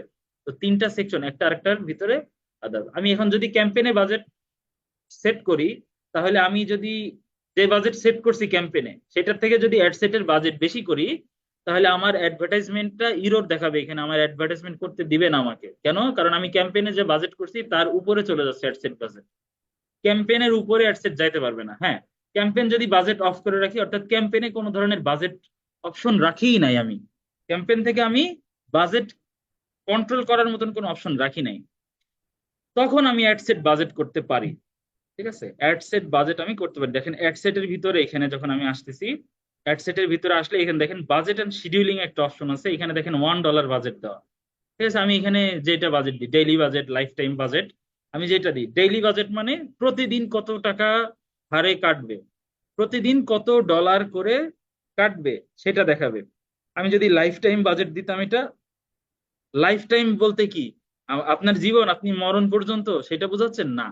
লাইফ টাইম বলতে আপনার এই অ্যাডভার্টাইজমেন্টটা কতদিন চলবে, আপনার ক্যাম্পেইনটা কতদিন চলবে, সেটা হচ্ছে ওটা লাইফ টাইম। আপনি যদি 5 দিন চালান তাহলে এই অ্যাডের লাইফ টাইম হচ্ছে 5 দিন। আপনি যদি 10 দিন চালান, এই অ্যাডের লাইফ টাইম হচ্ছে 10 দিন। আপনি 30 দিন চালাইলে এটার লাইফ টাইম 30 দিন, 1 বছর চালাইলে এটার লাইফ টাইম 1 বছর। কথা কি ক্লিয়ার? বুঝতে পারেন নাই কেউ এখন আছেন? বলেন। জি ভাই। আচ্ছা, তাইলে বাজেট এবং শিডিউলিং এর ব্যাপার হচ্ছে, শিডিউলিং কি আসতেছে এখানে, আপনি কখন এই যে কতদিন শিডিউল করে দিবেন এবং কত টাইমে শিডিউল করে দিবেন। যদি আপনি ডেইলি দেন, ডেইলি একটা বাজেট দেন, ডেইলি বাজেট দিলে আপনাকে ডেইলি আপনাকে এত টাকা করে হচ্ছে কাটবে, এরকম একটা ব্যাপার। আর যদি আপনি লাইফ টাইম দেন তাহলে হচ্ছে আপনার লাইফ টাইম বাজেট। এখন এই লাইফ টাইম বাজেট ক্যাম্পেইনের ইসে হয়, ক্যাম্পেইন বাজেটের ক্ষেত্রে হয়। আমি যদি এখন ক্যাম্পেইন বাজেট অন করে দিই, এই যে আমাকে ক্যাম্পেইন বাজেট কত করতে যাচ্ছি, ঠিক আছে, এটা ডেইলি বাজেট শো করতেছে। 20। ক্যাম্পেইনের ডেইলি বাজেট কত এটা আমি দেখাই দিচ্ছি। আমি এটা সেট করতে পারবো, তাহলে আমি ওটা সিবিও করলাম। আর যদি আমি এখানে অ্যাড সেটের ভিতরে করি তাহলে ওটা আমি কি করলাম, এবিও করলাম, এবিও। এই যে এখানে ক্যাম্পেইন বাজেট দেখেন, আমি এখানে এই যে এটা সেট করছি, আপনাদের দেখানোর জন্য এটা করে রাখছিলাম। ওইটা আরেকটা গ্রুপের জন্য মনে হয় করছিলাম, একইটা করা আছে। যাই হোক, তো বাজেটের ব্যাপারটা কি বুঝছেন? জি ভাইয়া, বুঝতে পেরেছি। বাজেট রিলেটেড আর কোনো কোয়েশ্চেন আছে? না ভাইয়া, থ্যাংক ইউ ভাইয়া। আচ্ছা, কোয়েশ্চেন নাই। অ্যাড বাজেটের ব্যাপারটা বুঝছেন তো? আমরা 4টা টপিকস কমপ্লিট করে ফেলছি। এখন হচ্ছে আমরা লিঙ্কডইন লিড জেনারেশনের ভিতরে যাব। তো লিঙ্কডইন লিড জেনারেশনের ক্ষেত্রে আমাদের কি লাগবে?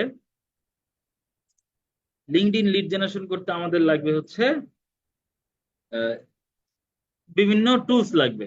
এটা হচ্ছে দিলীপ ভাই আমাকে জানতে চাইছিলেন লিঙ্কডইন লিড জেনারেশন কিভাবে করবো। লিঙ্কডইন লিড জেনারেশন করতে আপনার 3-4টা মেথড আছে। 3টা মেথড বেসিক্যালি আমি বলতে পারি। একটা হচ্ছে ফ্রি মেথড। ফ্রি মেথডে কি করব, আমি হচ্ছে লিঙ্কডইনে যাব, এখানে বিভিন্ন টুলস আমি হচ্ছে আপনাদেরকে এক্সটেনশনের লিংক দিছিলাম। আমি পুরো যতগুলো এক্সটেনশন আছে ওগুলো ফাইল আকারে হচ্ছে আমি গ্রুপে পোস্ট করছিলাম। ঠিক জি আছে, স্যার। গ্রুপে জি পোস্ট স্যার। করছিলাম। সেখান থেকে হচ্ছে আমি এই টুলস গুলো ইউজ করি। দেখেন আমি এই টুলস গুলো লগ ইন করা আছে, সাইন ইন করা আছে বিধায় এখানে এই যে টুলস গুলো পাশে পাশে চলে আসছে অটোমেটিক। আমি লিঙ্কডইনে কোনো একটা কিছু সার্চ করলেই যে আমাকে এখন সাইন ইন করতে বলবে। আমি অবশ্যই আমার পার্সোনাল এটা লগ ইন করবো না। ঠিক আছে, আপনারা হচ্ছে লগ ইন করে নিবেন। জি স্যার।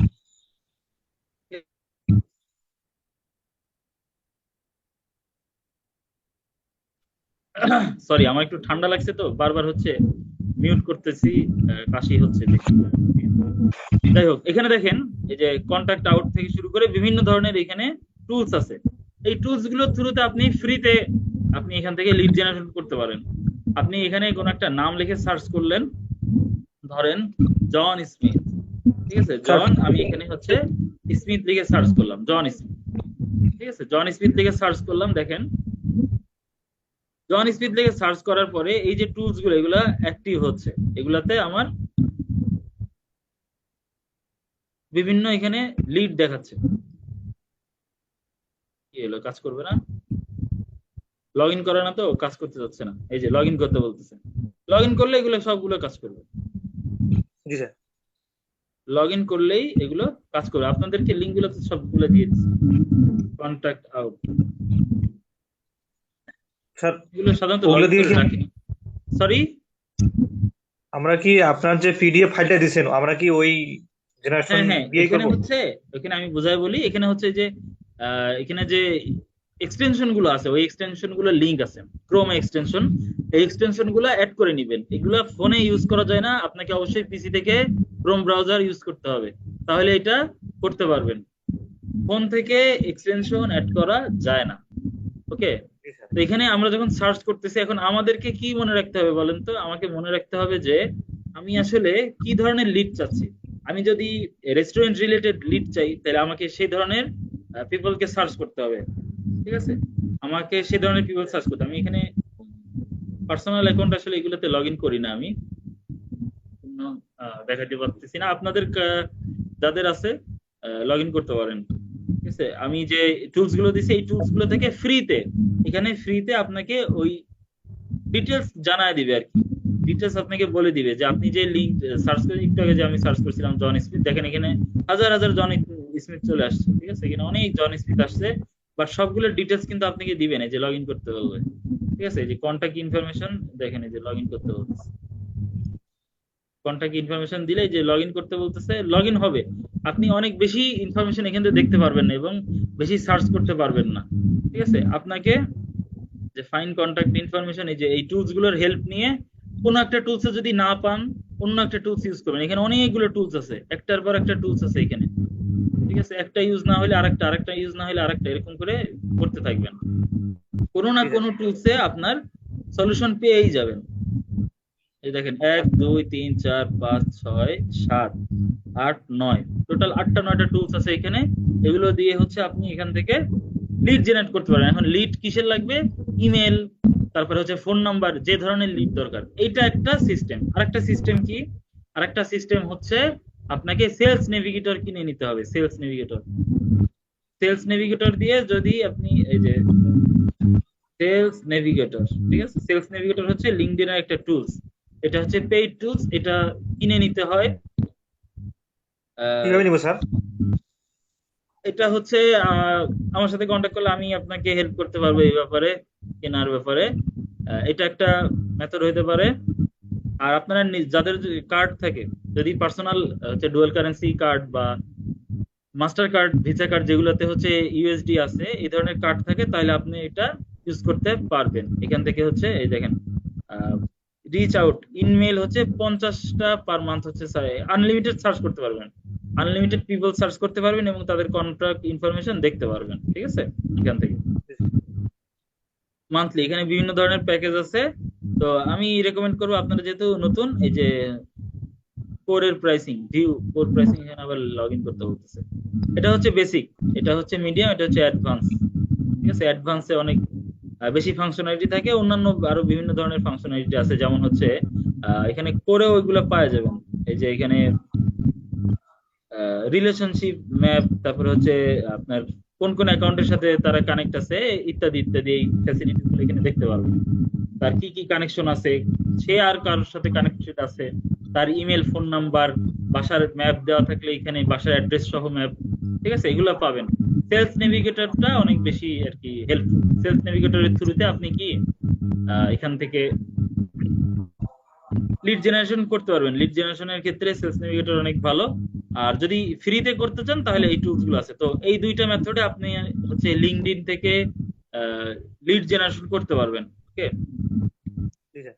তো লিড জেনারেশন গেল, আমরা চলেন এবার হচ্ছে গিগ ক্রিয়েশনের ব্যাপারটা দেখে আসি। গিগ ক্রিয়েশন যদি আমি দেখতে চাই, গিগ ক্রিয়েশনের ক্ষেত্রে আমাকে কি করতে হবে বলেন তো? আগে হচ্ছে একটু রিসার্চ করতে হবে, আগে মার্কেট রিসার্চ করতে হবে। তো মার্কেট রিসার্চের জন্য আমি ডিরেক্টলি হচ্ছে fiverr.com এ চলে গেলাম। fiverr.com এ যাওয়ার পরে আমি যদি সোশ্যাল মিডিয়া নিয়ে গিগ ক্রিয়েট করি, social media manager, social media manager, তাই না? সোশ্যাল মিডিয়া ম্যানেজার নিয়ে আমরা হচ্ছে আগে একবার দেখছিলাম।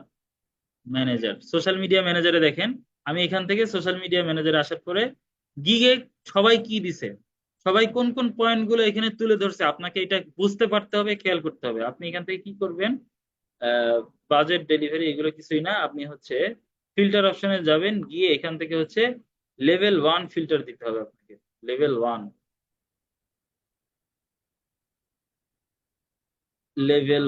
Level one delivery time. কি ব্যাপার, ফিল্টারটা এরকম আসতেছে কেন? সোশ্যাল মিডিয়া ম্যানেজার, অল ফিল্টারে দেখি। এখানেই তো থাকার কথা। Platform service include service offering, এই যে লেভেল, লেভেল 1 সিলেক্ট করবো। আমরা গিগ রিসার্চ করার ক্ষেত্রে সবসময় লেভেল 1 দিয়ে আসবো। লেভেল 1, ঠিক আছে, লেভেল 1 এটা দিব। দিলে আমাদের এখানে দেখেন 1 2 3 4টা করে হচ্ছে পার লাইনে। এখানে আমি ল্যাপটপ থেকে আসি, যারা ছোট স্ক্রিন থাকবেন তাদেরকে ছোট করে আসবে, বড় স্ক্রিন যারা একটু বড় মনিটর ইউজ করেন তাদেরকে হয়তো বা আরো কয়েকটা লাইন বেশি আসতে পারে। আমি এখান থেকে 8টা গিগ ওপেন করবো, 8টা, প্রথম কাতারের 2 লাইনের গিগ ওপেন করবো আমি। আবার ওপেন করি, নতুন ট্যাবে ওপেন করতেছে এগুলো, হ্যাঁ নতুন ট্যাবে এগুলা ওপেন করব, এগুলো ওপেন করব। ওপেন করলাম, দেখেন এগুলো সবগুলো ওপেন হয়েছে। এখন আপনাকে একটা সুন্দর করে হচ্ছে এরকম একটা নোটপ্যাড নিতে হবে, এরকম একটা খালি নোটপ্যাড নিবেন, খালি। আমি এটা হচ্ছে ইন্টার দিয়ে একটু নিচে আসি, এই যে খালি এরকম একটা নোটপ্যাড নিতে হবে। নোটপ্যাড নিয়ে এখানে হচ্ছে ফার্স্টে লিখবেন হচ্ছে টাইটেল, ফার্স্টে লিখবেন টাইটেল, তারপরে হচ্ছে ডিসক্রিপশন, ঠিক আছে, ডিসক্রিপশন, তারপরে লিখবেন হচ্ছে ট্যাগস, ঠিক আছে। এই 3টা ভাগে ভাগ করবেন গিগটাকে, 3টা ভাগে ভাগ করবেন গিগটাকে। 3টা ভাগে ভাগ করার পরে এটা হলো বেসিক জিনিস।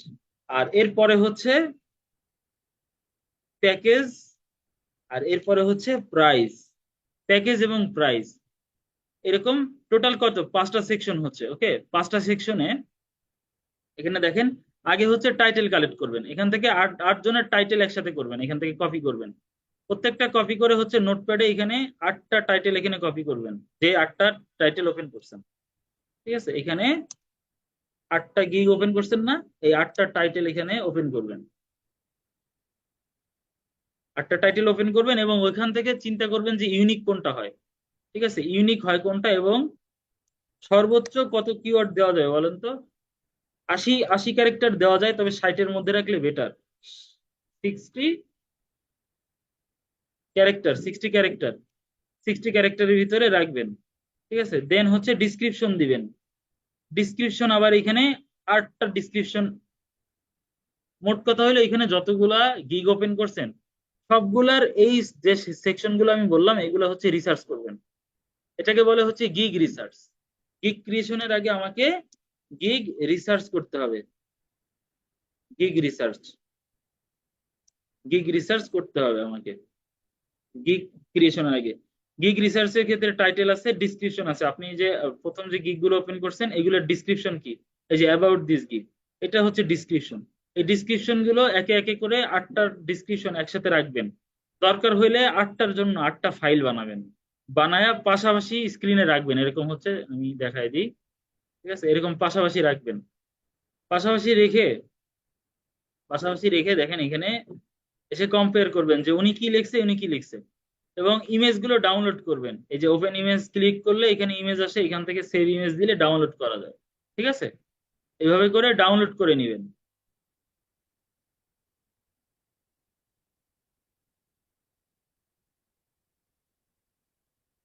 কি হলো এখানে, একটা ঘাচার পাচার হয়েছে এখানে। আচ্ছা, এই যে একসাথে করে দিছে আবার। তো 8টা গিগ একসাথে ওপেন করার পরে এগুলোর ইমেজও ডাউনলোড করবেন, করার পরে খেয়াল করবেন ইমেজে কোন কোন বিষয়গুলো দিছে। ইমেজে খেয়াল করবেন যে আহ, কোন পয়েন্ট গুলো এখানে নোট করছে ইমেজের ভিতরে। দেখেন উনি হচ্ছে I will do design digital marketing, উনি ডিজিটাল মার্কেটিং করবে কি কি 5টা কন্টেন্ট দিছে, social media marketing, email marketing, WordPress, website security, content writing, ঠিক আছে, 5টা জিনিস লিখছে। তো আপনি দেখেন এখানে কি পয়েন্ট গুলো, কোন কোন পয়েন্ট গুলো ভাইটাল পয়েন্ট গুলো এখানে উল্লেখ করছে, সেই পয়েন্ট গুলো আপনি ধরবেন। আপনার গিগের ভিতরে এই ধরনের ভাইটাল পয়েন্ট কি কি আছে সেটা গিগের মধ্যে, যেমন এখানে দেখেন এক্সপার্ট সোশ্যাল মিডিয়া ম্যানেজার লিখছে, তারপরে হচ্ছে account management, hashtag composition research, daily content creation, schedule comparing, এরকম 4টা 5টার বেশি অপশন দিবেন না। লাস্টে একটা কথা দিবেন অর্ডার নাও বা কন্ট্যাক্ট মি নাও বা হায়ার মি, এই ধরনের কথা দিবেন। আপনার একটা সুন্দর করে একটা প্রফেশনাল ইমেজ দিবেন, এরকম এরকম একটা প্রফেশনাল লুকিং ইমেজ দিবেন। ক্যানভা থেকে এই গিগ গুলা ডিজাইন করবেন। এখন ক্যানভাতে ফাইবারের গিগের সাইজ কত, এখানে ফাইবার গিগ সাইজ লিখে সার্চ করেন। ফাইবার গিগ লাইক সার্চ করলে দেখেন এটা হচ্ছে ফাইবারের গিগ সাইজ 1280 বাই 769। এটা ক্যানভাতে বসায়া সুন্দর করে এই সাইজে হচ্ছে 8টা গিগ রিসার্চ করবেন। কোন কোন পয়েন্ট বললাম আবার মনে করেন। টাইটেল, ডিসক্রিপশন এবং ট্যাগ। ট্যাগ কি? ট্যাগ হচ্ছে, এখানে নিচে আসেন, নিচের দিকে আসেন, দেখেন উনি হচ্ছে বিভিন্ন ট্যাগ দিছে এখানে।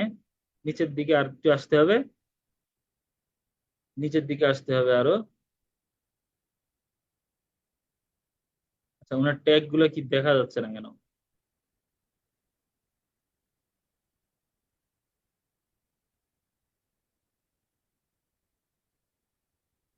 এই যে এই ধরনের এগুলো দিয়ে হচ্ছে ট্যাগ দিবেন, যেখানে বিভিন্ন অপশন দেওয়া আছে, এগুলো দিয়ে হচ্ছে ট্যাগ দিবেন। একটা থেকে যদি ট্যাগ এরকম, অনেক সময় আছে ট্যাগ এরকম খুঁজে পাওয়া যায় না। এই ভাই ঝামেলা করতেছে খুব। হ্যালো। আচ্ছা, এইখানে হচ্ছে প্রাইজিং এবং হচ্ছে কত টাকা কি রেট লিখছে, এটা হচ্ছে এখান থেকে একটা আইডিয়া নেবেন। আমি এখান থেকে যে বলছি প্যাকেজ, প্যাকেজ বলতে আমি বোঝাচ্ছি মূলত উনি কি কি প্যাকেজ সাজাইছে, কি কি সার্ভিস দিয়ে প্যাকেজটা সাজাইছে, প্যাকেজের নাম কি দিছে, কতদিন সার্ভিস দিবে, কি দিছে, এগুলো হচ্ছে ডিটেলস এক জায়গায় হচ্ছে কাউন্ট করবেন। করার পরে আপনি হচ্ছে প্রাইসিংটা, প্রাইসিং বলতে যেটা টোটাল প্রাইসিংটা এখানে কাউন্ট করবেন। কে কোন প্যাকেজের জন্য কি ধরনের সার্ভিস দিচ্ছে, মানে কে কোন সার্ভিসের জন্য কি ধরনের প্রাইস রাখছে, এটা হচ্ছে হিসাব করবেন। করার পরে আপনি যেহেতু নতুন সেলার, আপনাকে এদের থেকে 50% রেটে কাজ করতে হবে। উনি যদি $120 দেয়, আপনার এটা $60 করে দিতে হবে। আদারওয়াইজ আপনাকে নতুন কেউ কাজ দিবে না। ঠিক আছে, $60, কোনো কোনো ক্ষেত্রে $30, $40 করতে হবে। ঠিক আছে, 30% রেটে কাজ করে দিতে হবে অনেক সময়। তো এই গেল হচ্ছে এই যে প্যাকেজিং সিস্টেমটা কিভাবে করছে, এটা দেখবেন এখান থেকে। কম্পেয়ার প্যাকেজ, প্যাকেজিং সিস্টেমটা দেখবেন। এবং ট্যাগটা এখান থেকে আমি আসলে খুঁজে পাচ্ছি না, এখানে ট্যাগ এখানে নিচে আসার কথা, এখান থেকে ট্যাগ গুলো আসতেছে না কেন জানি। ট্যাগ ট্যাগ ট্যাগ অপশনটা পাচ্ছি না এখানে, একটাও ট্যাগ অপশন পাই নাই।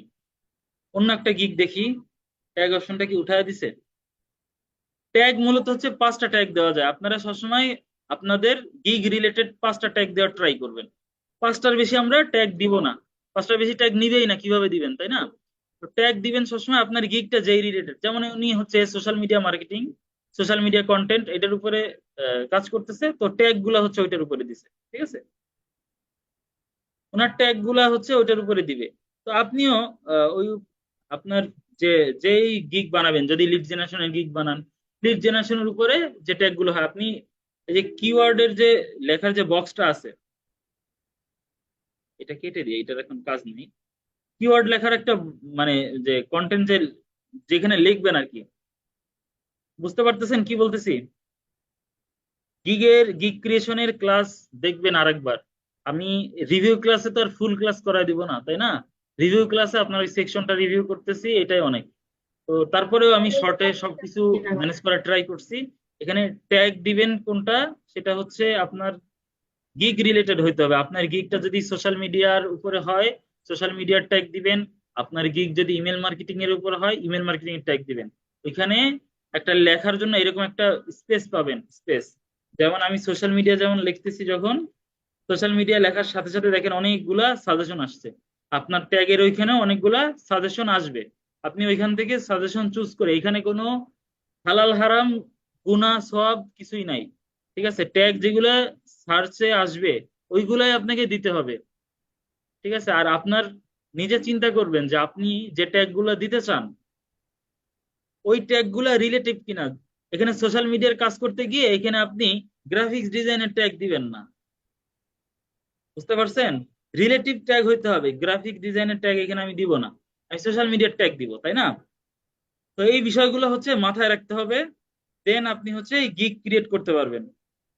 ওকে, ইমেজের ক্ষেত্রে আমি বললাম সবার গিগ গুলোর ভিতরে ভাইটাল যে পয়েন্ট গুলো আছে, ওই পয়েন্ট গুলো নোট করবেন।